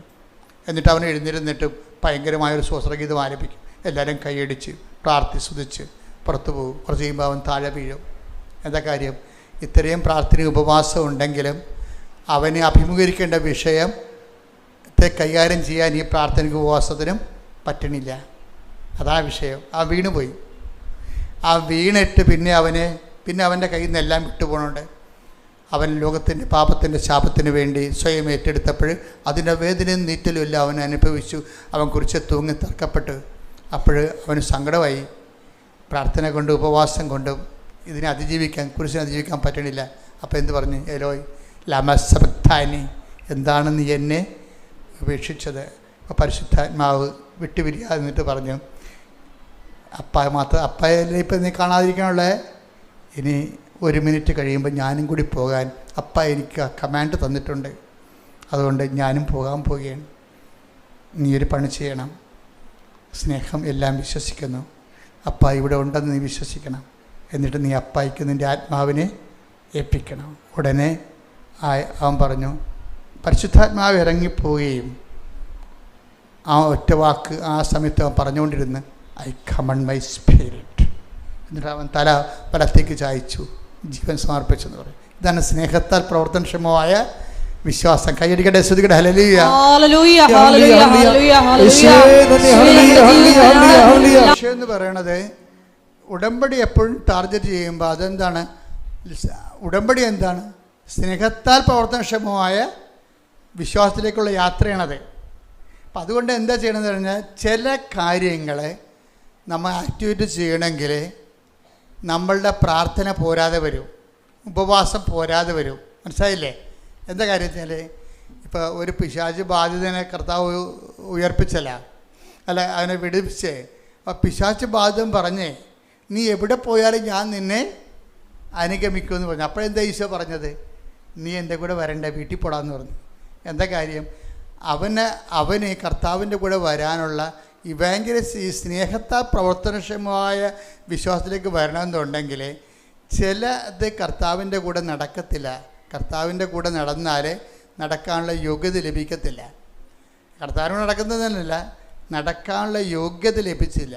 ഇപ്പോൾ ചില സൗഖ്യങ്ങളൊക്കെ നമുക്ക് കിട്ടും, വിടുതൽ കിട്ടും. അതുകൊണ്ട് ക്രിസ്തു നിങ്ങളുടെ കൂടെ ഉണ്ടെന്ന, ക്രിസ്തുവിനെ പരിചരിക്കാൻ നിങ്ങൾക്ക് കഴിയുമെന്ന ഒന്നും വിശ്വസിക്കരുത്. അത് വേറെ ഇൻസ്ട്രുമെൻറ്റാണ്. അതാണ് ആ പിശാച് ബാധനെ അയാൾക്ക് വലിയൊരു അനുഗ്രഹമാണ് ചെയ്തത്. ഇത്രയും നാൾ അയാളെ പിശാചിൽ കെട്ടിയിട്ടിരിക്കുകയായിരുന്നു, ഒന്ന് കൈയും കാര്യം കെട്ടിയിട്ടിരിക്കുകയായിരുന്നു. അയാളെ കർത്താവ് അഴിച്ചു വിട്ടു, ഭയങ്കര അനുഗ്രഹം കിട്ടി അയാൾക്ക്. പക്ഷേ അയാൾ കർത്താവിനോട് പറഞ്ഞു, നീ എവിടെ പോയാലും ഞാൻ നിന്നെ അനുഗമിക്കും. അപ്പോൾ പറഞ്ഞു, അതിന് വേറെ സ്കൂളാണ്, അതിനവിടെ പഠിക്കേണ്ടി വരും, ഇപ്പം തൽക്കാലം വീട്ടിൽ പോകാൻ പറഞ്ഞു. എന്നുവെച്ചാൽ എത്ര അനുഗ്രഹം കിട്ടിയാലും എത്ര വലിയ സാക്ഷ്യം പറഞ്ഞാലും ഈശോ പറയും തൽക്കാലം വീട്ടിൽ പോകാൻ പറയും. എന്താ കാര്യം? ക്രിസ്തുവായിരിക്കണം നമ്മുടെ ലക്ഷ്യം. അതിന് വേറെയാണ് വിഷയം. അതിന് ഈ പ്രോസസ്സിംഗ് ഉണ്ട്. എല്ലാ കാലവും വയറ്റിപ്പഴപ്പിന് വേണ്ടി ക്രിസ്തുവിൻ്റെ കൂടെ നടന്നാൽ നമുക്ക് ഒത്തിരി കാലം നടക്കാൻ പറ്റത്തില്ല. ഞാൻ പറഞ്ഞു വന്ന ഭാഗം, ഒരു പിശാച് ബാധിതനെ കർത്താവ് ഒഴിപ്പിച്ച് കഴിഞ്ഞപ്പോൾ ആ പിശാച് ബാധിതൻ ഈശോനോട് പറയും, ഞാൻ നിന്നെ അനുഗമിക്കാമെന്ന് പറയും. അപ്പോൾ ഈശോ പറയും, നീ വീട്ടിൽ പോയി കർത്താവ് നിന്നോട് ചെയ്ത കാര്യങ്ങൾ അവരോട് പറയണം. അതാണ് ഇവാഞ്ചലൈസേഷൻ എന്ന് പറയണത്. അത് മനസ്സിലായില്ലേ? ലൂക്ക 8:38-39. ലൂക്ക 8:38-39. പിശാച് ബാധയൊഴിഞ്ഞ ആ മനുഷ്യൻ അവന്റെ കൂടെ ആയിരിക്കാൻ അനുവാദം ചോദിച്ചു. എന്നാൽ അവനെ തിരിച്ചയച്ചുകൊണ്ട് യേശു പറഞ്ഞു, നീ വീട്ടിലേക്ക് തിരിച്ചുപോയി ദൈവം നിനക്ക് ചെയ്തത് എന്തെന്ന് അറിയിക്കുക. ഇതാണ് ഒരു പ്രശ്നം. അതായത് പ്രാർത്ഥന, ഉപവാസം. പിന്നെ എന്താ ഉള്ളത്? പ്രാർത്ഥന ഉപവാസം കഴിഞ്ഞാലും ഇനി പിശാച് ബാധ വരെ ഒഴിഞ്ഞു പോയാലും പിന്നെ നമ്മൾക്ക് മേജർ മിറക്കിൾസ് നമ്മുടെ ജീവിതത്തിൽ സംഭവിച്ചാലും അടുത്ത സിലബസ് എന്ന് പറയുന്നത് എന്താണ്? സുവിശേഷവൽക്കരണമാണ്. മനസ്സിലായില്ലേ? ഉടമ്പടിക്കൊപ്പം വളരണ്ടേ? നിങ്ങളുടെ പേപ്പറിൻ്റെ കളർ മാറ്റിയിരിക്കുന്നത് എന്തിനാണ്? അങ്ങനെ കളർ മാറ്റാൻ കാര്യം നിങ്ങളുടെ ഗ്രേഡ് നിശ്ചയിക്കുകയാണ്. പച്ച, പിന്നെന്താണ് നീല, പിന്നെന്താണ് വെള്ള, പിന്നെന്താണ് സിൽവർ ഗ്രേ. ഇനി ഇന്ദ്രനീലമുണ്ട്, കൊടുത്തിട്ടില്ല, കൊടുക്കും. ഇവാഞ്ചലിസ്റ്റ് മാത്രമേ ഇന്ദ്രനീലം കൊടുക്കത്തുള്ളൂ. അത് അങ്ങനെ ഒരാളെ കണ്ടെത്തണം നമ്മൾ. എന്താ വിഷയം എന്ന് പറയണത്? ഈ ഉടമ്പടി പുതുക്കുന്നവർ ശ്രദ്ധിച്ച് കേൾക്കണം ഈ ക്ലാസ്സുകൾ. അതായത് ആ പച്ചയുടെ കാലം കഴിയുമ്പോൾ പ്രഥമ പാഠം പിന്നിട്ടു. പിന്നെന്താണ്? പക്വതയിലേക്കുള്ള വളർച്ചയാണ്. പിന്നെന്താണ്? അവിടെ ഉപവാസത്തിനാണ് പ്രാധാന്യം വരണത്. ആദ്യം പ്രാർത്ഥനയ്ക്ക് പ്രാധാന്യം, പിന്നെ ഉപവാസത്തിന് പ്രാധാന്യം, പിന്നെ വെള്ള വന്നു കഴിഞ്ഞാൽ സ്നേഹത്താൽ പ്രവർത്തനക്ഷമമായ വിശ്വാസം. ഗലാത്യർ 5:6 അവിടെ വർക്കൗട്ട് ചെയ്യണത്. ആ സ്നേഹത്താൽ പ്രവർത്തനക്ഷമമായ വിശ്വാസത്തിൻ്റെ ഇടയ്ക്ക് വെച്ച് ആബ്സൻസ് ഓഫ് ഗോഡ് സംഭവിക്കും. ദൈവം കാണത്തില്ല, ദൈവത്തിന് കാണത്തില്ല. നമ്മൾ തലകുത്തി നിന്ന് പ്രാർത്ഥിച്ചാലും ദൈവത്തിന് ഒരു ദൈവാനുഭവം നമുക്ക് ഫീൽ ചെയ്യത്തില്ല. ഈ സമയത്ത് നടക്കാൻ പഠിക്കണം, ഇരുട്ടിൽ നടക്കാം. ഇതിപ്പോൾ നമ്മുടെ ഞാനൊരു കാര്യം ചോദിക്കട്ടെ, ഈ ഇരുട്ടിൽ നടക്കണമെങ്കിൽ ഇപ്പോൾ നിങ്ങളുടെ വീട്ടിൽ ഈ ആദ്യം പ്രാർത്ഥനാ ജീവിതം, പിന്നെ ഉപവാസ ജീവിതം, ഇതെല്ലാം മിക്സഡാണേ. അങ്ങനെ നമ്മൾ വളർന്ന് വചനം കേട്ട് വളർന്ന് അനുഭവങ്ങൾ കിട്ടി, അതിനെ റെസ്പോണ്ട് ചെയ്ത് നമ്മൾ കർത്താവിൻ്റെ അനുഭവം പ്രാപിച്ച് വളർന്ന് നമ്മൾ നല്ല പക്വതയായി കഴിഞ്ഞാലും കുറേ സമയത്ത് പിന്നെ പറയും, നീ ഇങ്ങനെ എൻ്റെ കൂടെ. ചില ആൾക്കാരുണ്ടല്ലോ ഒരു പണിക്കും പോകാതെ കർത്താവിൻ്റെ കൂടെ. ഇപ്പം ഞാനൊരു ആളെ എടുക്കണമെങ്കിൽ ഞാൻ നോക്കണം, വീട്ടിൽ നിന്നെക്കുറിച്ച് എന്ത് പറയണമെന്ന് ചോദിക്കും ഞാൻ. വീട്ടുകാർക്ക് എല്ലാ പ്രകൃതവും അറിയാം നിങ്ങളുടെ. അതുകൊണ്ട് ഒരാളെക്കുറിച്ച് വീട്ടുകാരെന്ത് പറയുന്നു എന്നുള്ളതാണ് അവരാൾ സുവിശേഷം സ്വീകരിച്ചോ ഇല്ലെന്ന് അറിയണത്. വീട്ടുകാർക്ക് നിങ്ങളെക്കുറിച്ചുള്ള അസസ്മെൻ്റ് എന്താണ്? നിങ്ങളുടെ കക്ഷത്ത് ബൈബിളുണ്ട്, കൈ കൊന്തമുണ്ട്, കാണുമ്പോഴൊക്കെ നിങ്ങൾ തുറന്നു നോക്കുന്നുണ്ട്, ഓരോ കാര്യം പറയുന്നുണ്ട് നിങ്ങൾ. പക്ഷേ വീട്ടുകാർക്ക് അസസ്മെൻ്റ് എന്താണ്? അതാണ് നിങ്ങളുടെ സ്റ്റാറ്റസ് എന്ന് പറയണത്. അതാണ് നിങ്ങൾ. ഇപ്പം ഇവനെന്താ പറയണത്? കർത്താവിനോട് പറഞ്ഞു, എവിടെ പോയാലും ഞാൻ നിൻ്റെ കൂടെ ഉണ്ടാകുമെന്ന്. അപ്പം ഈശോ പറഞ്ഞ്, അങ്ങനെ അത്രയും നീ വളർന്നിട്ടില്ല, നീ ആദ്യം നീ ആരാണെന്ന് അറിയാൻ വേണ്ടി വീട്ടിൽ ചെന്ന് നോക്കാൻ പറയും. വീട്ടിൽ നിന്ന് പറയാൻ പറഞ്ഞു. വീട്ടിലുള്ളവരോട് നീ സുവിശേഷം ജീവിച്ച് നോക്ക്, എന്നിട്ട് തിരിച്ചു വരാൻ പറയും. ഏറ്റവും സുവിശേഷം ജീവിക്കാൻ പാടെ എവിടെയാണെന്ന് അറിയാവോ? നമ്മുടെ വീട്ടിലാണ്. പള്ളിയിലും സഭയിലും പോലും പ്രശ്നമില്ല. സുവിശേഷം ജീവിക്കാൻ ഏറ്റവും പാട്. അതുകൊണ്ടാണ് നിങ്ങളുടെ കൂട്ടുകാർ നിങ്ങളെ വിശ്വസിക്കാത്തത്. പലരെയും നിങ്ങൾ പ്രാർത്ഥനയ്ക്ക് കാണുമ്പോൾ ഉടമ്പടിയൊക്കെ പോകുമ്പോൾ അവർ ചിരിക്കണില്ലേ ചിലർ. കാര്യം എന്താ, ഇത് പാക്കനാർ എന്താണ് ഞാൻ പറഞ്ഞില്ല, എന്ത് സംഭവമാണ്, പാക്കനാരൊരു കായും കൊണ്ട് പോയായിരുന്നല്ല, ആ ചുരക്കായും കൊണ്ടുപോയി. അപ്പോൾ പാക്കനാർ കാശിക്ക് പോവുകയാണ്. അപ്പോൾ ഭാര്യ പറഞ്ഞ്, അയാളെപ്പോഴും ഭയങ്കര ചൂടനാണ്, ഭയങ്കര എപ്പോഴും കടുത്ത, അവർക്ക് സൂര്യമില്ല. അപ്പോൾ ഇതിൻ്റെയൊക്കെ ഇയാൾ കാശിക്ക് പോകാൻ നേരത്ത് പെണ്ണും പിടിയാക്കൊണ്ട് പാര വെച്ച് കൊടുത്തത്. അത് ഞാൻ പോകുമ്പോൾ ആ ചുരക്കായും കൊണ്ട് പോയിക്കോ, എന്നിട്ട് എല്ലാ വെച്ച് തൊഴിലണ എല്ലാ അമ്പലക്കുളത്തിലും ചുരക്കായ് നിങ്ങൾ കുളിച്ച് പൊങ്ങുമ്പോൾ ചുരക്കായും മുക്കി പൊക്കാൻ പറയും. അപ്പോൾ ഭാര്യ പറഞ്ഞതല്ലേ, ഏലും കുളിക്കണ കാര്യമല്ലേ, അമ്പലക്കുളത്തിൽ ശുദ്ധീകരണ കാര്യമല്ലേ, നല്ല കാര്യം എന്ന് പറഞ്ഞാൽ പക്കനാർ ചുരക്കായും കൊണ്ടുപോയി കാശി വരെ കണ്ട കുളത്തിലെല്ലാം കുളിച്ച് അവിടെ എല്ലാം വെച്ചമ്പലത്തിലെല്ലാം തൊഴുത് ചുരക്കായും മുക്കിയെടുത്ത് തിരിച്ചു കൊണ്ടുവന്ന് പെണ്ണുമ്പളെ കൊടുത്ത്. അപ്പോൾ അവർ കരുതി കറി വയ്ക്കുകയും ചെയ്ത്. കറി വെച്ച് കഴിഞ്ഞപ്പോൾ അത് മാത്രമായിട്ട് കറി വെച്ച്. അപ്പം പാക്കനാർ ഈ പെണ്ണുമ്പോഴോട് തന്തൊക്കെ വിളിച്ച്, ഇതെന്തൊരു കൈക്കളല്ല എന്ന് പറഞ്ഞു. അപ്പോൾ പറഞ്ഞു, അതന്നെ നിങ്ങൾ വേറെ മാറ്റമൊന്നുമില്ല, കാശിക്ക് പോയെന്നേ ഉള്ളെന്ന്. കാശിക്ക് പോയെന്നേ ഉള്ളൂ. ഈ ചുരക്കാട് അവസ്ഥ തന്നെയാണ് നിങ്ങൾക്ക് ഉള്ളതെന്ന്. ഇതുപോലെ ഒരു പ്രോസസ്സിങ് നമുക്കറിയണം. എനിക്കത് എന്നെ കുറേ ചോദിച്ചിട്ടുണ്ട്. എനിക്ക് ഈ ഒരാൾ എന്തിനും പറയുമ്പോഴേ അത് എന്താണ് പറയണമെന്നല്ല ഞാൻ എൻ്റെ മനസ്സിൽ പരിശുദ്ധാത്മാവ് പറയണത്, എന്തുകൊണ്ട് പറയണമെന്നാണ്. അതവിടെ അരൂപിയുടെ പ്രശ്നമാണ്. അപ്പോൾ ഇവർ കള്ളത്തര ഒളിപ്പിച്ച് വെച്ചിട്ടുണ്ട്, വേറൊരു കാര്യമാണ് പറയണമെന്നുള്ളതുകൊണ്ട് അതെനിക്ക് പെട്ടെന്ന് അറിയാൻ പറ്റും. അപ്പോൾ ഞാൻ സാധാരണ ശരിക്കും ചൂടാവും. അപ്പോൾ ഈ കുറേ നാളെ കൂടെ നടക്കുന്നവർ ചോദിക്കുവേ, സത്യം പറഞ്ഞ അച്ഛൻ ഈ മാതാവിനെ കണ്ടെങ്കിൽ പിന്നെ പാകപ്പെട്ട് സൗമ്യമായിട്ടൊക്കെ കിടക്കേണ്ടതല്ലേ. നമുക്ക് സൗമ്യമായിട്ട് നമ്മൾ ശാസിക്കേണ്ട സമയത്ത് ശാസിക്കണം, അല്ലെങ്കിൽ നിങ്ങളുടെ കുഞ്ഞുങ്ങൾ പോലും വഴിതെറ്റി വളഞ്ഞു പോകും. ശാസിക്കേണ്ട സമയത്ത് തെറ്റ് കാണുമ്പോൾ അത് ശാസിക്കണം. പക്ഷേ അതിൻ്റെ പേരിൽ അത് വിശ്വാസത്തിൻ്റെ വിഷയമായിട്ട് എടുക്കരുത്. വിശ്വാസത്തിൻ്റെ വിഷയമാണത്, പക്ഷേ അതിനെ വെച്ച് അസസ് ചെയ്യാൻ പറ്റത്തില്ല നമുക്ക് ഒരാളെ. അപ്പം അതുകൊണ്ട് നിങ്ങൾ പറയരുത് വീട്ടിൽ പോകുമ്പോൾ എല്ലാം ക്ഷമിക്കണം, അച്ഛൻ പറഞ്ഞിട്ടുണ്ട് ഞാൻ ഉടമ്പടിയിലാണ്, അതുകൊണ്ട് വായി നാക്കിടരുത് പുറത്തെടുക്കണമെന്ന് പറഞ്ഞൊരു കാര്യമില്ല. നിങ്ങളുടെ മക്കൾ ചിലപ്പോൾ കഞ്ചാവ് വലിച്ച് അവൻ്റെ ഉടുപ്പ് കഴുകാൻ എടുക്കുമ്പോഴായിരിക്കും ചിലപ്പോൾ കഞ്ചാവ് ഇരിക്കണത്. അപ്പം തന്നെ കൈ കിട്ടിയ സാധനം കണ്ടൊരു തലക്കെട്ട് അടിക്കണം. അപ്പം തന്നെ എന്താ കാര്യം? അമ്മയ്ക്ക് അടിക്കാൻ അധികാരമുണ്ട്, അമ്മയ്ക്ക് പ്രായമില്ലല്ല. കാര്യം അത്രയും അധികാരം വേറെ ആർക്കും ഇല്ല. കാര്യം നിങ്ങളുടെ ഇൻവെസ്റ്റ്മെൻ്റ് അല്ലേ അത്.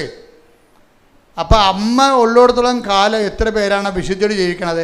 ആരെങ്കിലും ഇന്ന് വെടിപ്പും മെനയുമായിട്ട് ജീവിക്കുന്നുണ്ട്, ഒരു കാര്യം അവരുടെ അമ്മയാണ് അതിൻ്റെ കാരണം. കാര്യം അമ്മയുടെ ശാസനയിലും കാര്യം അമ്മയ്ക്കൊരു ഗുണമുണ്ട്, അമ്മ എത്ര ഉപദ്രവിച്ചാലും അമ്മയുടെ സ്നേഹത്തെ അവിശ്വസിക്കത്തില്ല മക്കൾ. എന്താ കാര്യം? ആ സ്നേഹം അവർ അനുഭവിച്ചിട്ടുള്ളതാണ്. അതുകൊണ്ട് അമ്മയുടെ സങ്കടം കൊണ്ടാണ് അടിക്കണമെന്നേ മക്കൾ വിചാരിക്കത്തുള്ളൂ. കാര്യം ദൈവം കഴിഞ്ഞാൽ പിന്നെ അമ്മയേ ഉള്ളൂ, അത് കഴിഞ്ഞാണ് അച്ഛനുള്ളത് വിശ്വാസ പഠനങ്ങളിൽ.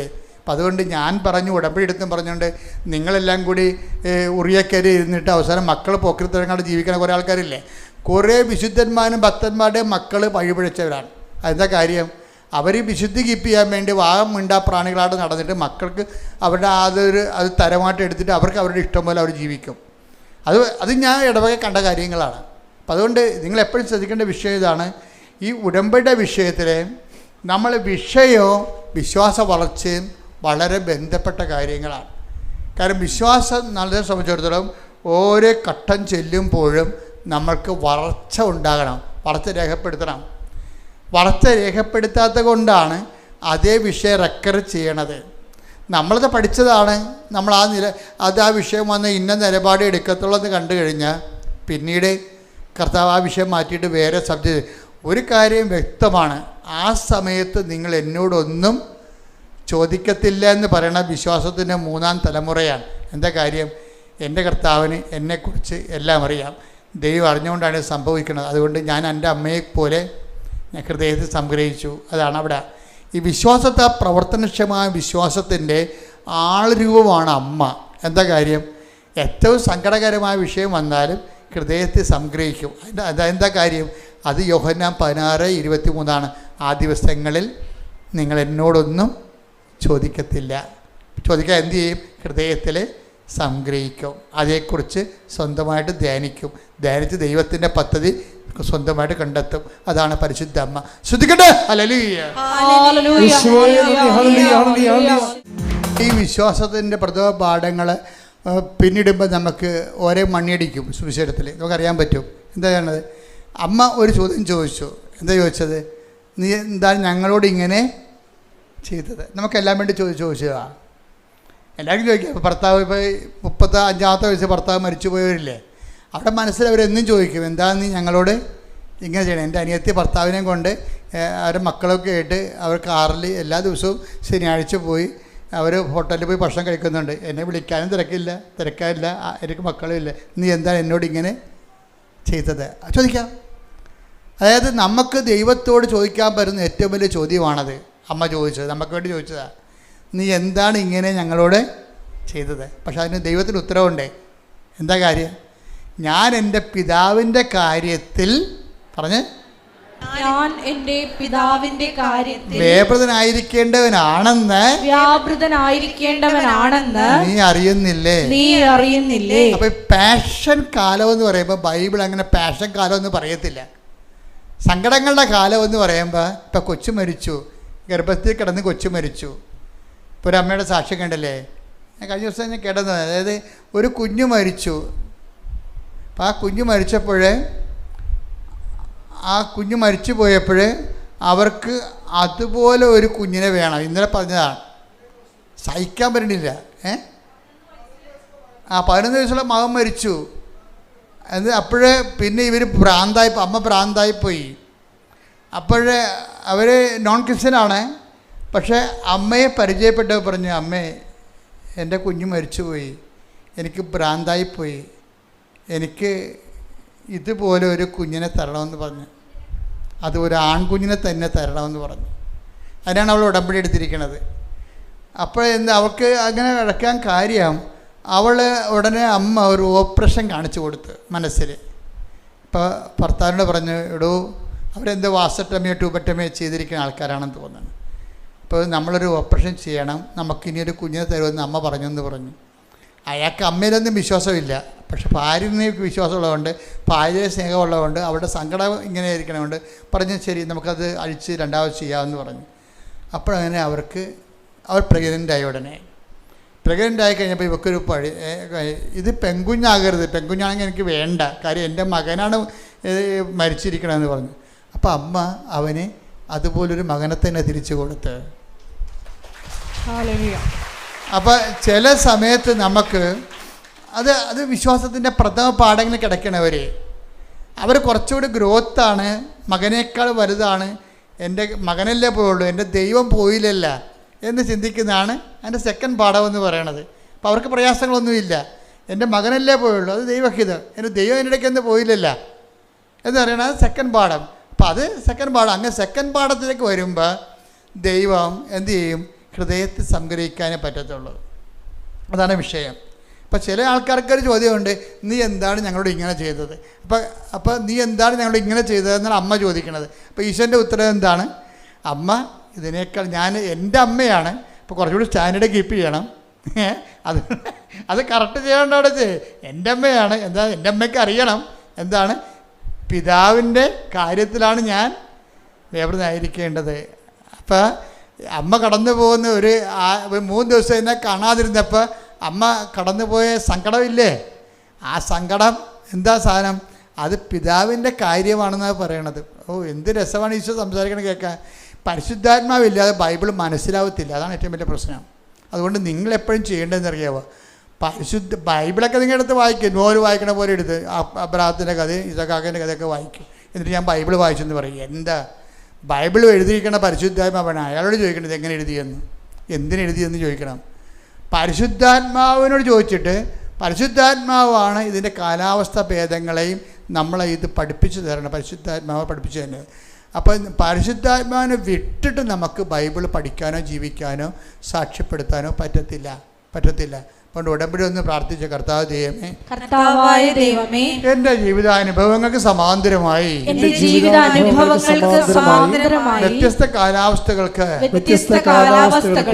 വേണ്ടി എഴുതപ്പെട്ടിട്ടുള്ള വ്യത്യസ്ത വചനങ്ങളിലൂടെ ദൈവത്തെ അനുഭവിച്ച് ദൈവ സ്നേഹത്തിന്റെ സാക്ഷികളായി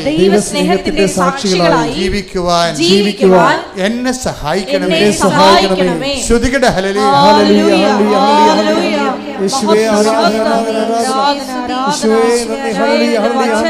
അഭിഷേകത്തോടെ വായിക്കുവാൻ, അർത്ഥമറിഞ്ഞ് വായിക്കുവാൻ ആരാധനയിലൂടെ പ്രത്യേക അഭിഷേകം നൽകണമേ. പരിശുദ്ധ പരമദിവ്യകാരുണ്യത്തിന് ആരാധനയും സ്തുതിയും പുകഴ്ചയും ഉണ്ടായിരിക്കട്ടെ. നമ്മൾ എന്തെങ്കിലും ഒരു ഗ്യാപ്പ് വന്നാൽ അതിൻ്റെ പിന്നിൽ കിടന്നുകൊണ്ട് ഉടമ്പടി ഡൗൺ ആക്കരുത്. ചില സമയത്ത് ചില ഗ്യാപ്പുകൾ വരും അല്ലേ? ചില സമയത്ത് ദൈവത്തിൻ്റെ ഒരു ഇടപെടലും ഇല്ലാത്തൊരു സമയം ഉണ്ടാകും. ഇപ്പം നമ്മുടെ പ്രയാസങ്ങളിൽ നമ്മൾ നിലനിന്ന് പോകും. അപ്പോൾ ഈ അമ്മയും അതുപോലെ ഈശോനെ കാണാത്ത 3 ദിവസം ഉണ്ടായി. അപ്പോൾ അമ്മയും സങ്കടത്തിലൂടെ പോയി. അപ്പം അമ്മ അത് തിരിച്ച് ചോദിച്ചു, എന്തുകൊണ്ടാണ് നീ ഇങ്ങനെ ഞങ്ങളോട് ചെയ്തത് അല്ലേ? എന്തുകൊണ്ടാണ് നീ വായിച്ച ഭാവം വായിച്ചേ? ലൂക്ക 2:48. ലൂക്ക 2:48. അവനെ കണ്ടപ്പോൾ മാതാപിതാക്കൾ വിസ്മയിച്ചു. അവന്റെ അമ്മ അവനോട് പറഞ്ഞു, മകനെ നീ ഞങ്ങളോട് ഇങ്ങനെ ചെയ്തതെന്ത്? നിന്റെ പിതാവും ഞാനും ഉത്കണ്ഠയോടെ നിന്നെ അന്വേഷിക്കുകയായിരുന്നു. അവൻ അവരോട് ചോദിച്ചു, നിങ്ങൾ എന്തിനാണ് എന്നെ അന്വേഷിച്ചത്? ഞാൻ എന്റെ പിതാവിന്റെ കാര്യങ്ങളിൽ വ്യാപൃതനായിരിക്കേണ്ടതാണെന്ന് നിങ്ങൾ അറിയുന്നില്ലേ?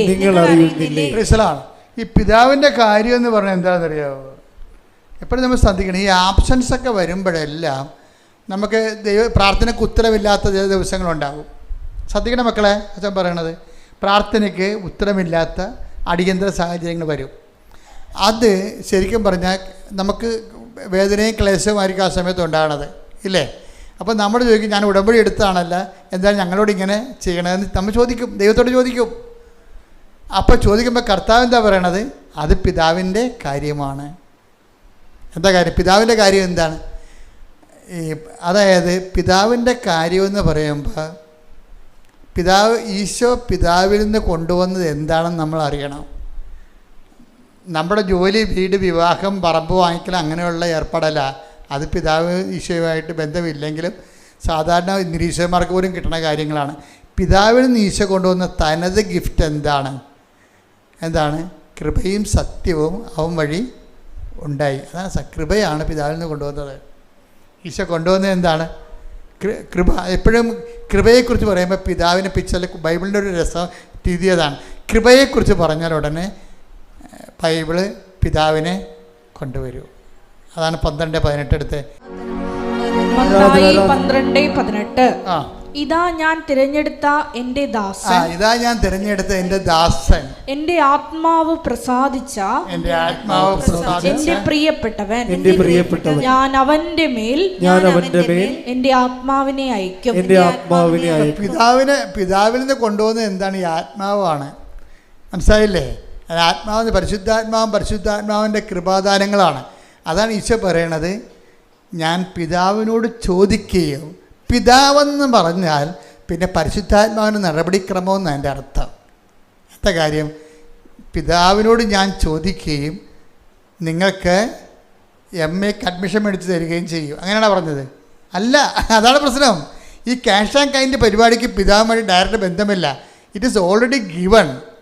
അത് നമ്മുടെ ബുദ്ധിയും ബോധവും അനുസരിച്ച് നമ്മളത് ആർജിച്ചെടുക്കുകയാണ് ചെയ്യണത്. പിതാവ് രംഗത്ത് വന്ന പിതാവിൻ്റെ കാര്യമെന്ന് പറഞ്ഞ് വന്നാൽ അത് എന്താണ് സംഭവം?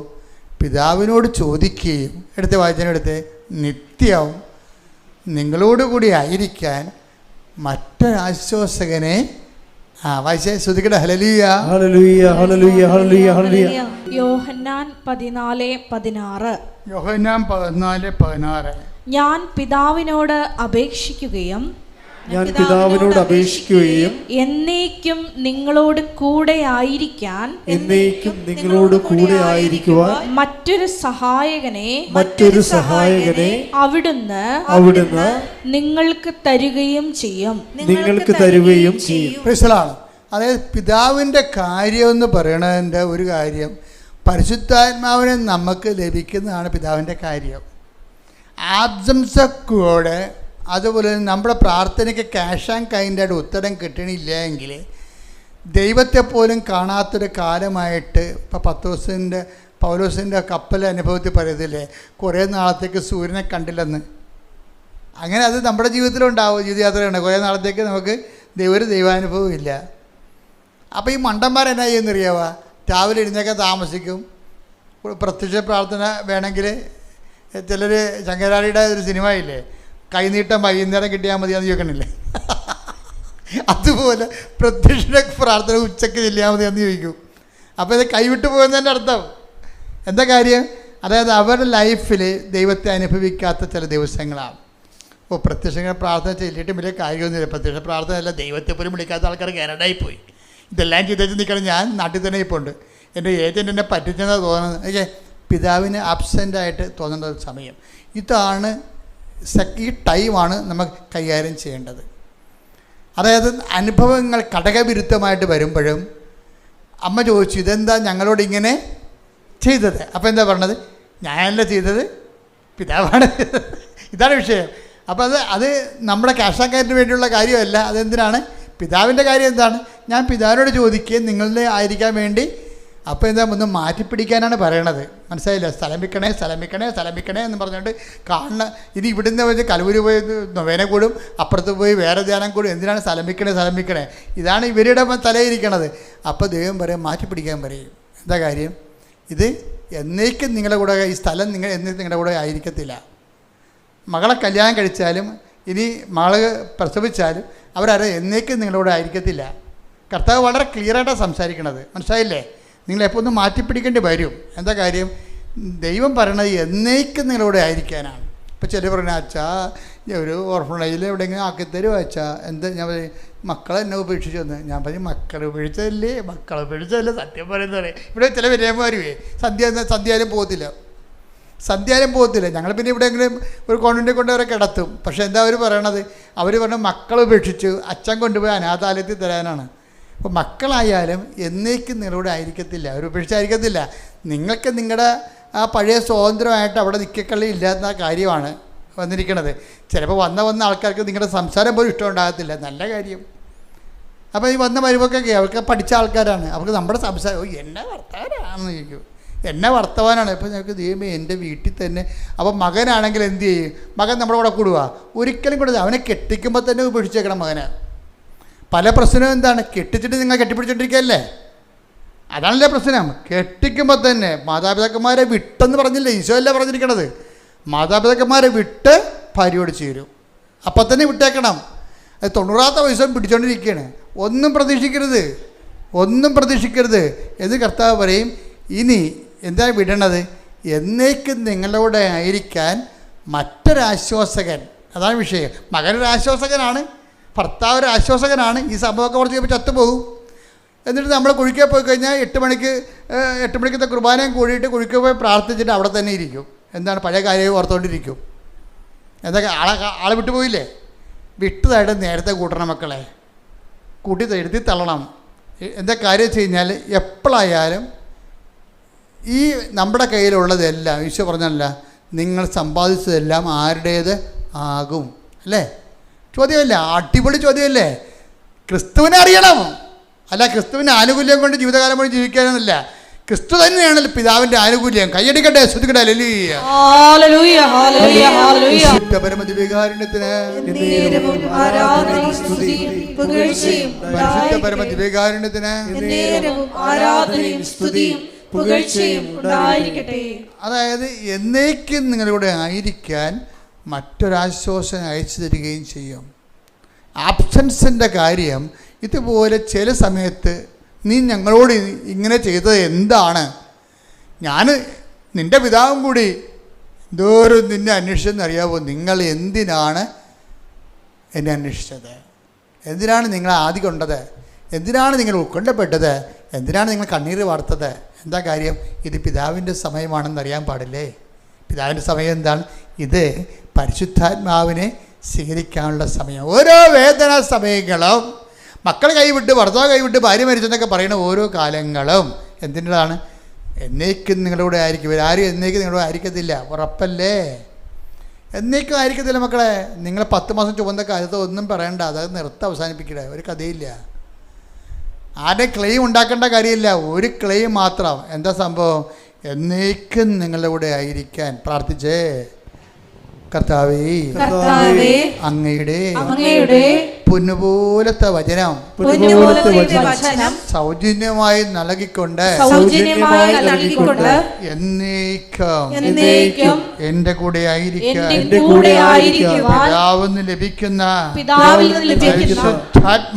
പരിശുദ്ധാത്മാവിനാൽ എന്നെ അഭിഷേകം ചെയ്യണമേ. നാളുകളിൽ നിങ്ങൾ എന്നോട് ഒന്നും ചോദിക്കാതിരിക്കാൻ ഈ വെള്ളം കുടിക്കുന്നവൻ നീ ദാഹിക്കും. ഞാൻ തരുന്ന വെള്ളം കുടിക്കുന്നവർക്ക് ദാഹിക്കുകയില്ല. നീ തരുന്ന വെള്ളമായ പരിശുദ്ധാത്മാവിനെ ദാഹിക്കുന്നവൻ എൻ്റെ അടുത്ത് വരട്ടെ. തിരുനാളിന്റെ മഹാദിനത്തിൽ അവൻ എഴുന്നേറ്റ് ഉച്ചത്തിൽ പറഞ്ഞു, ആർക്കെങ്കിലും ദാഹിക്കുന്നെങ്കിൽ അവൻ എൻ്റെ അടുത്ത് വരട്ടെ. എന്നിൽ വിശ്വസിക്കുന്നവരുടെ ഹൃദയത്തിൽ നിന്ന് ജീവജലത്തിന്റെ അരുവികൾ ഒഴുകാം. തന്നിൽ വിശ്വസിക്കാനിരുന്നവരെ സ്വീകരിക്കാനിരുന്ന പരിശുദ്ധാത്മാവിനെ കുറിച്ചാണ് അവനത് പറഞ്ഞത്. ആത്മാവേ, പരിശുദ്ധാത്മാവേ, യേശുവിന്റെ ആത്മാവേ, യേശുവിന്റെ തിരുവിലാവിലെ മുറിവ് തുറന്നുകൊണ്ട് അവന്റെ സകലത്തിന്റെ സമ്മാനമായി, സ്വർഗത്തിന്റെ സമ്മാനമായി ഇറങ്ങി വന്ന ദൈവത്തിന്റെ വാഗ്ദാനമേ, പിതാവിന്റെ വാഗ്ദാനമേ, ആത്മാവേ, പരിശുദ്ധാത്മാവേ, നിറയണമേ, നിറയണമേ, എന്നെ ശക്തിപ്പെടുത്തണമേ.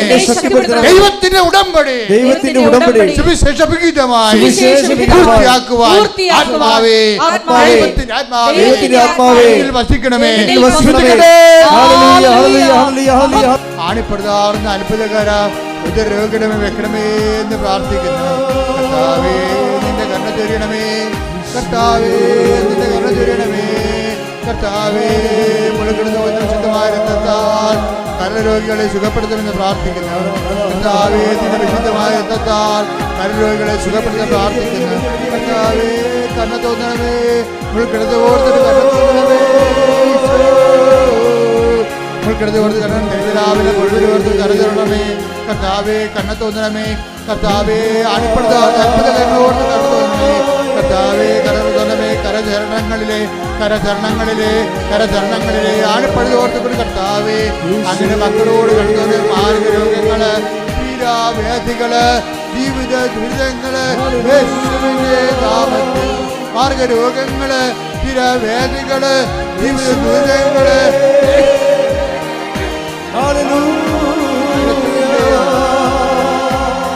യേശുവേ സ്തോത്രം.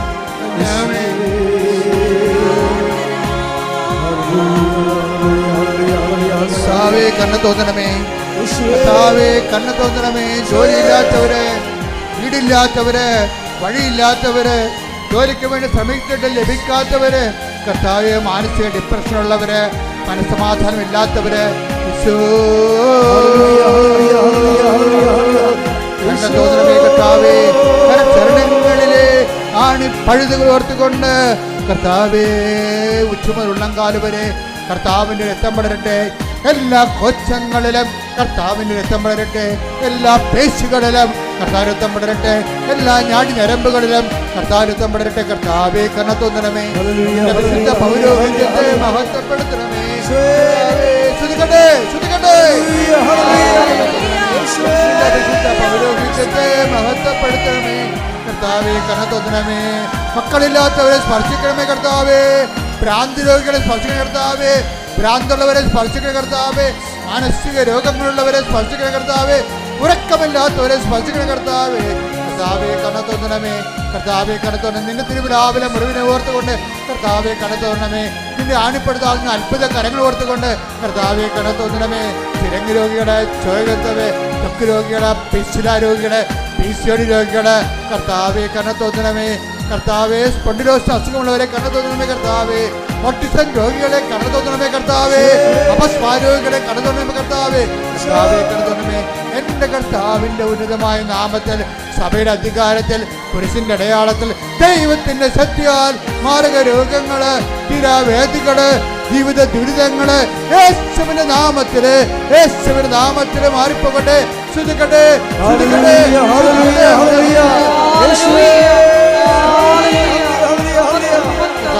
ദുഃഖങ്ങള്, ജോലിയില്ലാത്തവര്, വിസ തട്ടിപ്പിൽ കുടുങ്ങിപ്പോയവര്, പണം നഷ്ടപ്പെട്ടവര്, ഇന്റർവ്യൂവിന് പങ്കെടുക്കാൻ പോകുന്നവര്, പരീക്ഷയുടെ റിസൾട്ട് പ്രതീക്ഷിക്കുന്നവര്, പരീക്ഷ എഴുതിക്കൊണ്ടിരിക്കുന്നവർ, എഴുതാൻ പോകുന്നവര്, വീട് വിൽക്കാനുള്ളവര്, വീട് എടുക്കാനുള്ളവര് യേശുവിന്റെ നാമത്തില് മാർഗ തടസ്സങ്ങൾ, ജീവിത ദുരിതങ്ങള് യേശുവിന്റെ നാമത്തില് മാറിപ്പോകട്ടെ.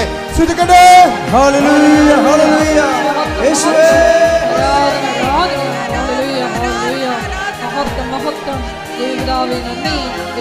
കണ്ണുകളടച്ച് കൈകൾ കൂപ്പി കർത്താവിൻ്റെ സാന്നിധ്യം നിറഞ്ഞു നിൽക്കുന്ന സമയമാണ്. കൈകൾ ഒതുക്കി വെച്ചുകൊണ്ട് മാതാവിൻ്റെ മാധ്യസ്ഥ ഈശോൻ്റെ സന്നിധിയിലേക്ക് വരാനിടയാക്കിയ ഇന്നത്തെ ദിവസത്തെ ഓർത്തുകൊണ്ട് മനസ്സുകൊണ്ട് നന്ദി പറയുക. മലമൂത്രങ്ങൾ അറിയാതെ പോകുന്ന രോഗിയെ കർത്താവ് കാണിക്കുന്നുണ്ട്. ആ രോഗിയെ കർത്താവ് സുഖപ്പെടുത്തിയിരിക്കുന്ന 67 വയസ്സിനും 57 വയസ്സിനും ഇടയ്ക്കാണ് ആ രോഗിയുടെ പ്രായം. കർത്താവ് വ്യക്തിയെ കിടക്കുമ്പോൾ വെറുതെ ആ വ്യക്തിക്ക് ബോധമില്ല, മലമൂത്രങ്ങൾ അറിയാതെ പോയിക്കൊണ്ടിരിക്കുന്ന ഭയങ്കരമായ സങ്കടമാണ് ആ കുടുംബത്തിന്. കർത്താവ് അത് ഏറ്റെടുക്കുന്ന ആളെ കാണിക്കുന്നുണ്ട്.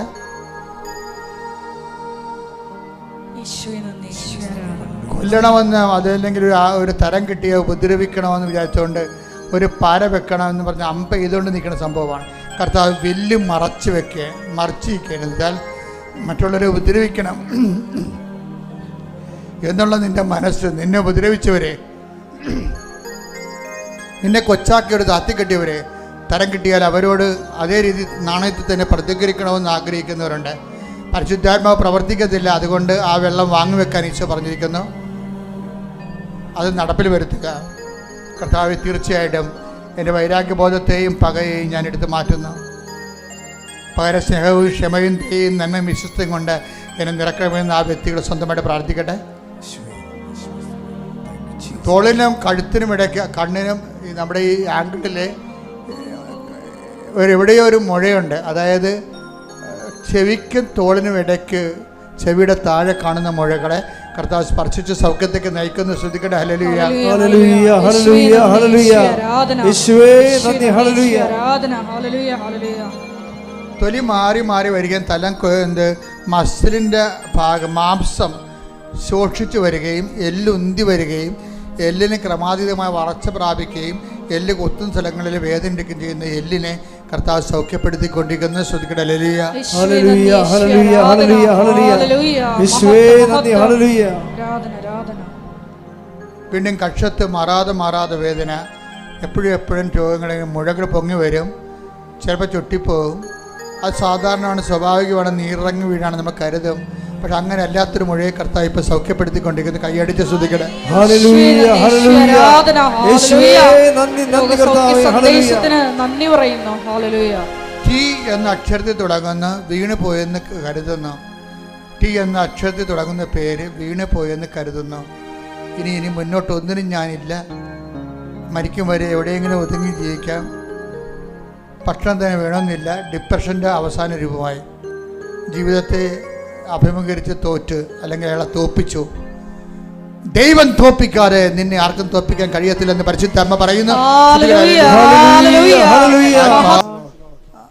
അമേരിക്കയിൽ ധ്യാനിപ്പിച്ചപ്പോഴേ അവിടെ ഫിലാഡൽഫിയയിൽ അവിടെ ധ്യാനിപ്പിക്കാൻ എന്നെ വിളിച്ച അച്ഛൻ, ഫിലിപ്പച്ചൻ, ലെനിനച്ഛൻ എന്നോട് ചോദിച്ചു, ഞാൻ പോരുന്നതിനൊരു മുമ്പ് ചോദിച്ചു, അച്ഛാ എപ്പോഴും ഞാൻ കരഞ്ഞുകൊണ്ടിരിക്കണം, കർത്താവിൻ്റെ കാര്യങ്ങൾ കേൾക്കുമ്പോൾ എൻ്റെ കണ്ണ് നിറയും, കുർബാന അർപ്പിക്കുമ്പോൾ എൻ്റെ കണ്ണ് നിറയും, കുർബാന അർപ്പിക്കുമ്പോൾ എൻ്റെ കണ്ണ് നിറയും, കർത്താവിൻ്റെ കാര്യങ്ങൾ കേൾക്കുമ്പോൾ ആരുടെയെങ്കിലും ദൈവാനുഭവം വരുമ്പോൾ എൻ്റെ കണ്ണ് നിറയും. എനിക്ക് ഭയങ്കര ചമ്മൽ തോന്നണം അച്ഛാന്ന് പറഞ്ഞ് എന്നെ മാറ്റി മുറി കൊണ്ടുപോയി വെച്ച് ചോദിച്ചതാണ്. ആത്മീയ കാര്യമായതുകൊണ്ട് നിങ്ങൾക്കും ഇത് ചിലപ്പോൾ ഗുണം ചെയ്യുമെന്ന് വിചാരിച്ചുകൊണ്ടാണ് ഞാൻ നിങ്ങളോട് പറയണത്. അപ്പോൾ എന്നോട് ചോദിച്ചാൽ അത് എന്താണെന്ന് ചോദിച്ചു. അപ്പോൾ ഞാൻ പറഞ്ഞു അച്ഛൻ അപ്പോൾ അച്ഛൻ CP വർക്കി അച്ഛൻ്റെ പുസ്തകം ഒന്ന് വായിക്കണം, ജീവൻ്റെ പ്രകാശം എന്ന് അതിൻ്റെ പേരെന്ന് ഞാൻ പറഞ്ഞു. CP വർക്കി അച്ഛൻ ഞാൻ മരിച്ചുപോയി, നമ്മുടെ ഷാലോവിൻ്റെ അച്ഛനായിരുന്നു, ഷാലോവിൻ്റെ സ്പിരിച്വൽ ഫാദറായിരുന്നു, വലിയ അച്ഛനായിരുന്നു. അപ്പോൾ അദ്ദേഹം ഒരു പുസ്തകം എഴുതിയിട്ടുണ്ട്, ജീവൻ്റെ പ്രകാശം.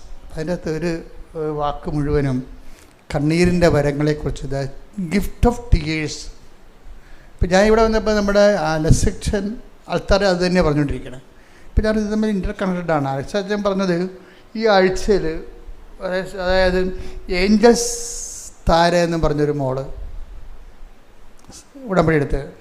ഇപ്പോൾ ഏഞ്ചൽ താരയുടെ പ്രശ്നം എന്ന് വെച്ച് കഴിഞ്ഞാൽ അവൾ MSc സ്റ്റുഡൻ്റാണ്, കെമിസ്ട്രി. പക്ഷേ അവളുടെ തീസിസ് എല്ലാം റിജക്റ്റ് ചെയ്യണം. അവിടെ ഈ ഗൈഡുമാരുടെ ഭാരം താങ്ങണം എന്തുമാത്രം ഈ മക്കൾക്ക് ഉണ്ടെന്നറിയാമോ? ഈ ഗൈഡുമാരായിട്ടുള്ളവരോടൊന്ന് കേൾക്കണേ, നിങ്ങളുടെ താഴെ വർക്ക് ചെയ്യുന്നവരോട് കുറച്ച് കരുണ കാണിക്കണം. നിങ്ങളുടെ വിദ്യാഭ്യാസത്തിൻ്റെയും സങ്കീർണമായ നിങ്ങളുടെ ഔന്നത്യം അവിടെ മേലെ അടിച്ചേൽപ്പിക്കാൻ വേണ്ടി നോക്കിയിട്ട് കാര്യമില്ല. അവരുടെ ടെൻഷൻ, അവരാണെങ്കിൽ പ്രോജക്റ്റ് ചെയ്യുന്നവർ അനുഭവിക്കുന്ന ടെൻഷൻ നിസ്സാര ടെൻഷനല്ല. ഒത്തിരിപ്പേര് അമ്മ ഉടമ്പടിയിൽ ഒരു രക്ഷപ്പെടുത്തിയിട്ടുണ്ട്, ഞാൻ ആ സാക്ഷ്യം കേട്ടിട്ടുണ്ട്. അപ്പോൾ ഇവരുടെ പ്രശ്നം വെച്ചാൽ എല്ലാം ക്യാൻസൽ ചെയ്ത് കളയും, എല്ലാം ഒരു ഡീപ്രമോട്ട് ചെയ്ത് കളയും, ഒരു പ്രോജക്റ്റും അംഗീകരിക്കത്തില്ല. ഇവർക്ക് ഭ്രാന്ത് പിടിച്ചു. എന്നാൽ ഇവൾ എബോവ് ആവറേജ് നല്ല എലഗൻറ്റ് സ്റ്റുഡൻ്റാണ്, നല്ല കോൺഫിഡൻസ് ഉള്ള ആളാണ്. പക്ഷേ ഇയാളുടെ അടുത്ത് തോറ്റു പോകണം. അപ്പോൾ അവൾ അവസാനം ജീവിതം അടിയറ വെച്ച് ഇപ്പോൾ ആരോ പറഞ്ഞ് ഉടമ്പടി എടുത്ത അമ്മ മാതാവ് ഹെൽപ്പ് ചെയ്യുമെന്ന് പറഞ്ഞു. ഉടനെ കൊച്ചു വന്ന് ഉടമ്പടി എടുത്ത്, ഈ ഏഞ്ചൽ താര വന്ന് ഉടമ്പടി എടുത്ത് കഴിഞ്ഞപ്പോൾ പിന്നീട് ലൈഫ് ഉടമ്പടി. ചില ആൾക്കാർക്ക് ഞാൻ ഷിക്കാഗോയിൽ ധ്യാനിപ്പിച്ചപ്പോൾ അവിടുത്തെ ഒരു അച്ഛൻ എന്നോട് പറഞ്ഞെന്നറിയാമോ, എൻ്റെ അച്ഛനീ നടത്തിയ ധ്യാനമില്ലേ, ഇതിൻ്റെ അകത്തൊരു 20 വെള്ളക്കാർ പങ്കെടുത്തിരുന്നെങ്കിൽ അമേരിക്ക നന്നായേനെന്ന്. ഞാൻ ചോദിച്ചു എന്താ അങ്ങനെ പറയണത്? അല്ല, അവർ ഉടമ്പടി അവർ ചെയ്തില്ല, പക്ഷേ അവർ വിശ്വസിക്കുന്ന കാര്യം കൃത്യമായിട്ട് ചെയ്തിരിക്കും. ഉടമ്പടിയുടെ ഈ കാര്യം എല്ലാം അവർ ചെയ്യും. നമുക്കിനി അങ്ങനെയൊന്ന് ചിന്തിക്കുക അച്ഛാന്ന് പറഞ്ഞിട്ട് പോയി. എന്നുവെച്ചാൽ ആ മലയാളികളെന്ന് പറയുമ്പോൾ പകുതി ചെയ്യും, ഈ ഞാൻ പറഞ്ഞു വവ്വാലി കടിച്ച പോലെ ഇരിക്കും, പകുതി കടിക്കും, താഴെ കളയും. ഉടമ്പടി ഒരിക്കലും അങ്ങനെ ചെയ്യരുത്. ഈ ഏഞ്ചൽ സിദ്ധാരയുടെ ഉടമ്പടി ഗുണമെന്ന് പറയണത് അവൾ ചെയ്യണ കാര്യങ്ങൾ പക്ക സീരിയസ് ആയിരിക്കും. അതാണ് ഒരു ഉടമ്പടി. അവൾ ആദ്യമേ എഴുതിയ എന്താണെന്നറിയാം, പരിശുദ്ധാത്മാവിന് നൽകണമെന്ന് എഴുതിയിരിക്കണം. ആദ്യം ഇത്രയും പ്രസംഗങ്ങളുണ്ട് കൊച്ചിന്, പക്ഷേ ആദ്യം എഴുതിയിരിക്കണം എന്താണ്, എനിക്ക് പരിശുദ്ധാത്മാവിനെ നൽകണം. അത് ആ സെക്കൻഡ്. ദൈവത്തിലേത് പ്രശ്നം എന്ന് വെച്ചാൽ നമുക്ക് അലോട്ട് ചെയ്യാൻ പ്രൊവിഷനുള്ള സംഭവത്തെ ആദ്യം വെച്ചാൽ കിട്ടാൻ എളുപ്പമാണ്.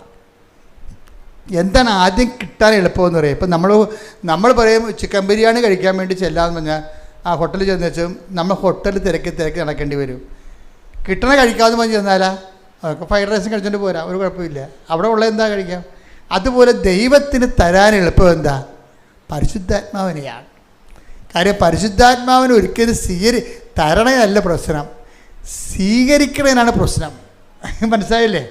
പരിശുദ്ധാത്മാവ് സൗജന്യ ദാനമാണ്, പക്ഷെ തരണതല്ല പ്രശ്നം, താങ്ങത്തില്ല, അതാണ് പ്രശ്നം. നമ്മൾ ഈ ഉടമ്പടി മുഴുവൻ ചെയ്യണത് പരിശുദ്ധാത്മാവിനെ സ്വീകരിക്കാനുള്ള ഇൻഫ്രാസ്ട്രക്ചർ ഡെവലപ്പ് ചെയ്യാൻ. എന്താ കാര്യം? ഈശോ പറഞ്ഞെന്താണ്, ഈ ആത്മാവിനെ സ്വീകരിക്കാൻ ലോകത്തിന് പറ്റത്തില്ലെന്ന് പറഞ്ഞില്ലേ, അതാണ് പ്രശ്നം.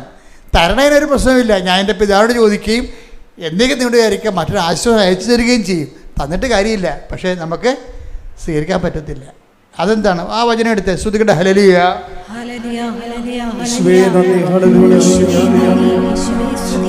14:17 യോഹന്നാന്റെ സുവിശേഷം. ഈ സത്യാത്മാവിനെ സ്വീകരിക്കാൻ ലോകത്തിന് സാധിക്കുകയില്ല. ഈ ലോകമാണ് ഈ പ്രോബ്ലം നിൽക്കുന്നത്. ഈ ലോകത്തെ ഹരിച്ചു കളയാൻ വേണ്ടിയാണ് നമ്മൾ ഉടമ്പടിയിൽ ഓരോ പൊസിഷൻ വെച്ചിരിക്കുന്നത്. നിങ്ങളുടെ സ്റ്റാറ്റസ് ലോ ചെയ്യുമ്പോൾ നിങ്ങൾ ഞാൻ തഹസിൽദാരാണ്, കളക്ടറാണ്, അതുകൊണ്ട് ഞാൻ ഉടമ്പടി എടുക്കത്തില്ല എന്നൊക്കെ പറഞ്ഞില്ലേ. അപ്പോൾ പിന്നെ എടുക്കുന്നവരെന്ന് പറയണത്, പിന്നെ എടുക്കുന്നവർ അത് കരുതിക്കൂടി എടുക്കാം. ശരി, കുറച്ച് പ്രാർത്ഥിക്കാം, 5-6 ദിവസം നല്ലോണം പ്രാർത്ഥിക്കാം, എന്തെങ്കിലും നടക്കുമെന്ന് നോക്കട്ടെ. അങ്ങനെ കുറേ പെരിച്ചാളികൾ ഉടമ്പെടുത്തിട്ടുണ്ട്. എന്ന് വെച്ച് കഴിഞ്ഞാൽ അത് കുറച്ച് നോക്കാമെന്ന് പറഞ്ഞത് അങ്ങനെയല്ലേ സംഭവം. അത് ലോകാരൂപിയാണ്, അവരതൊന്നും ചെയ്യത്തുമില്ല. അതാണ് ഈശോ പറഞ്ഞത്. തരുന്നതിന് കുഴപ്പമില്ല, സ്വീകരിക്കാനാണ് കുഴപ്പം. സ്വീകരിക്കാൻ എന്താണ്? ഞാനിങ്ങനെ പത്രം കൊടുക്കണത്, അവരെല്ലാം നമ്മളെ വിളിക്കുക, തന്തക്ക് വിളിക്കുക, അത് തോന്നിയ ദിവസം പറയുക.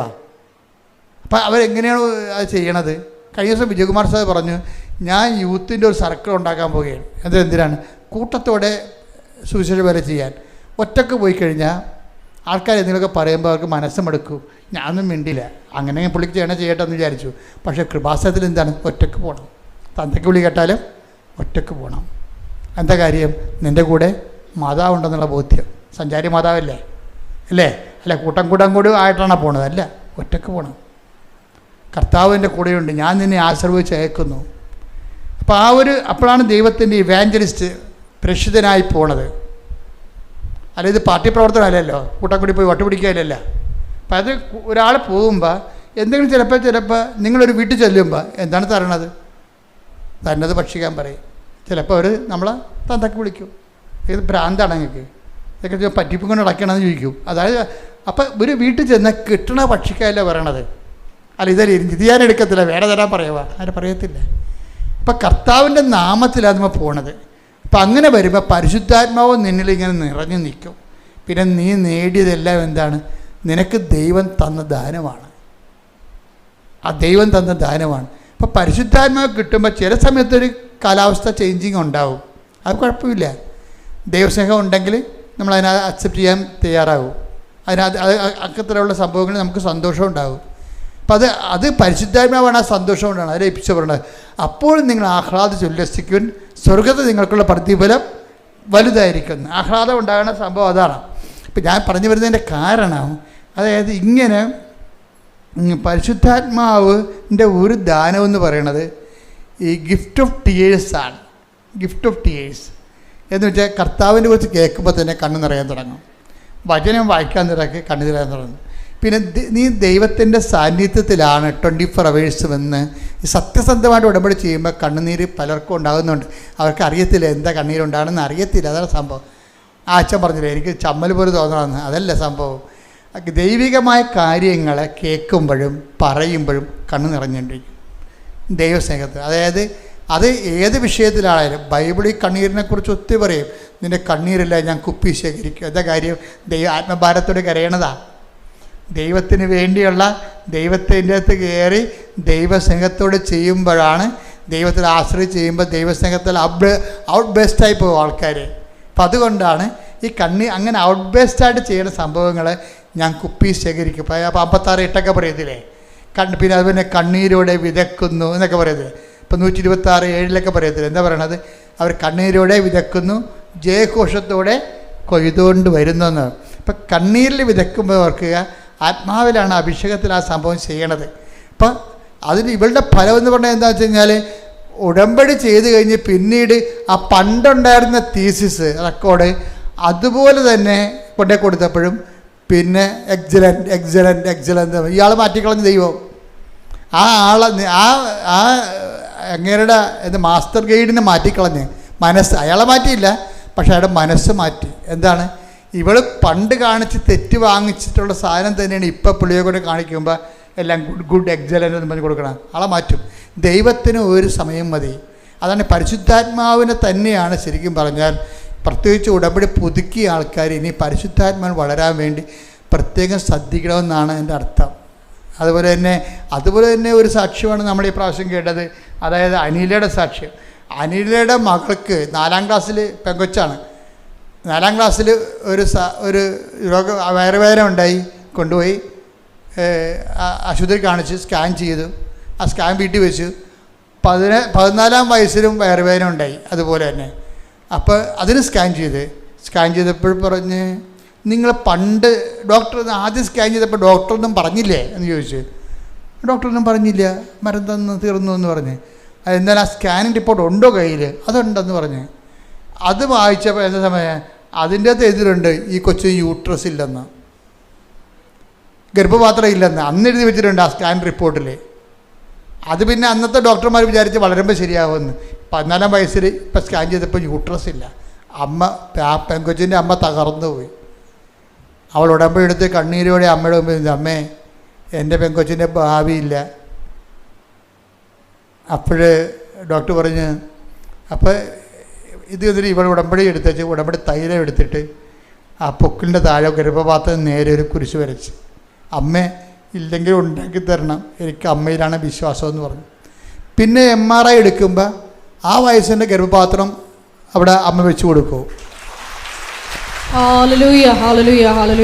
അപ്പം ഇത് ഉടമ്പടിയിൽ ഇതിൻ്റെ അപ്പുറത്ത് നടക്കും, മരിച്ചവന്മാർ ജീവിച്ചു വരും. കാര്യം എന്താണ്? അത് അമ്മ മാതാവ് പ്രത്യക്ഷപ്പെട്ടതിൻ്റെ ഭാഗമായിട്ടാണ് ഉടമ്പടി വരണത്. അതുകൊണ്ട് നമ്മൾ പ്രത്യക്ഷ പ്രാർത്ഥന ചെല്ലണത്. അപ്പോൾ പ്രത്യക്ഷ പ്രാർത്ഥന ചെല്ലാൻ വേണ്ടി നിങ്ങൾക്ക് തന്നിരിക്കുന്ന സമയം 5:30 to 6:30. അതിനുള്ളിൽ നിങ്ങൾ ചെല്ലിയിരിക്കണം. അതിൻ്റെ കൂടെയാണ് ഇപ്പം അച്ഛൻ്റെ കൂടെ നിങ്ങൾ ഡെയിലി ബ്ലഡ് കേൾക്കുന്നത്. അത് ഷെയർ ചെയ്യണം. അതിൻ്റെ പ്രാർത്ഥനയിൽ പങ്കെടുത്തിട്ട് അതിൻ്റെ അഭിഷേകം മേടിച്ചിട്ട് വേണം എല്ലാ ദിവസവും മുന്നോട്ട് പോകാൻ. കാര്യം അനുഗ്രഹമൊക്കെ വിരൽത്തുമ്പിലാണ്. പക്ഷേ ചോദിക്കേണ്ടത് ആരെ? പരിശുദ്ധാത്മാവിനോട് ചോദിക്കേണ്ടത്. Praise the Lord. എല്ലാവരും മുട്ട നിൽക്കുക. സംഭാവന ആശീർവാദം.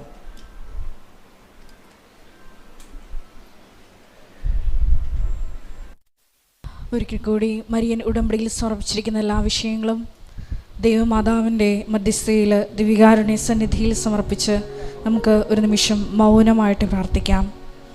ഇന്നത്തെ ഉടമ്പടി ആരാധനയിൽ വെളിപ്പെട്ട് കിട്ടിയതുപോലെ വിശ്വാസം, പ്രത്യാശ, ദൈവസ്നേഹം എന്നീ പുണ്യങ്ങളിലൂടെ വളർന്ന് ശക്തി പ്രാപിച്ച് സ്നേഹത്താൽ പ്രവർത്തനനിരതമാകുന്ന സുവിശേഷ സാക്ഷ്യ ജീവിതത്തിലേക്കാണ് ഉടമ്പടി നമ്മളെ ക്ഷണിച്ചിരിക്കുന്നതെന്ന വലിയ ആഹ്വാനം സ്വീകരിച്ചുകൊണ്ട് ഈശോയെ, ലോകത്തിൻ്റെ അതിർത്തി വരെ നിൻ്റെ പ്രകാശമായി ഉടമ്പടി എടുത്ത് ഞങ്ങൾ എന്നും പ്രശോഭിക്കുവാനുള്ള വലിയ കൃപ ഞങ്ങൾക്ക് ഓരോരുത്തർക്കും നൽകണമേ എന്ന് പ്രാർത്ഥിച്ചുകൊണ്ട് ശിരസ്സ് നമിച്ച് നമുക്ക് ദിവികാരുണ്യനാഥൻ്റെ ആശീർവാദം സ്വീകരിക്കാം.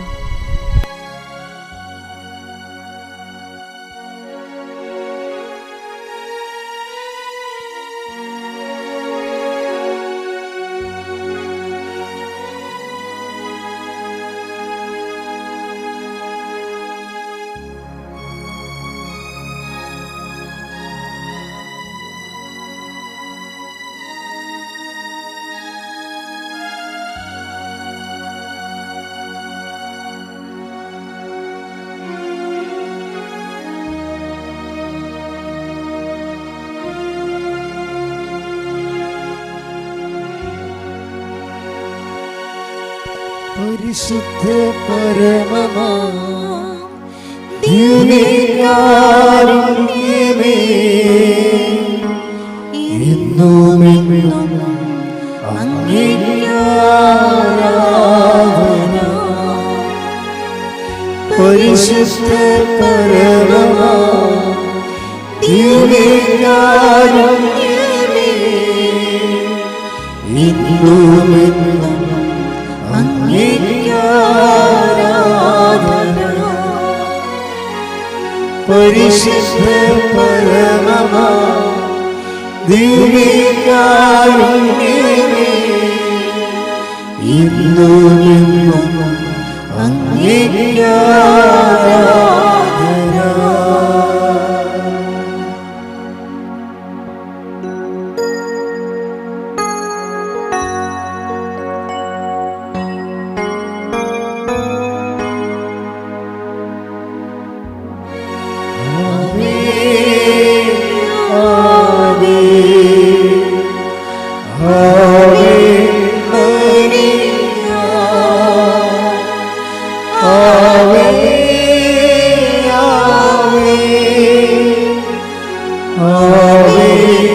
Maria.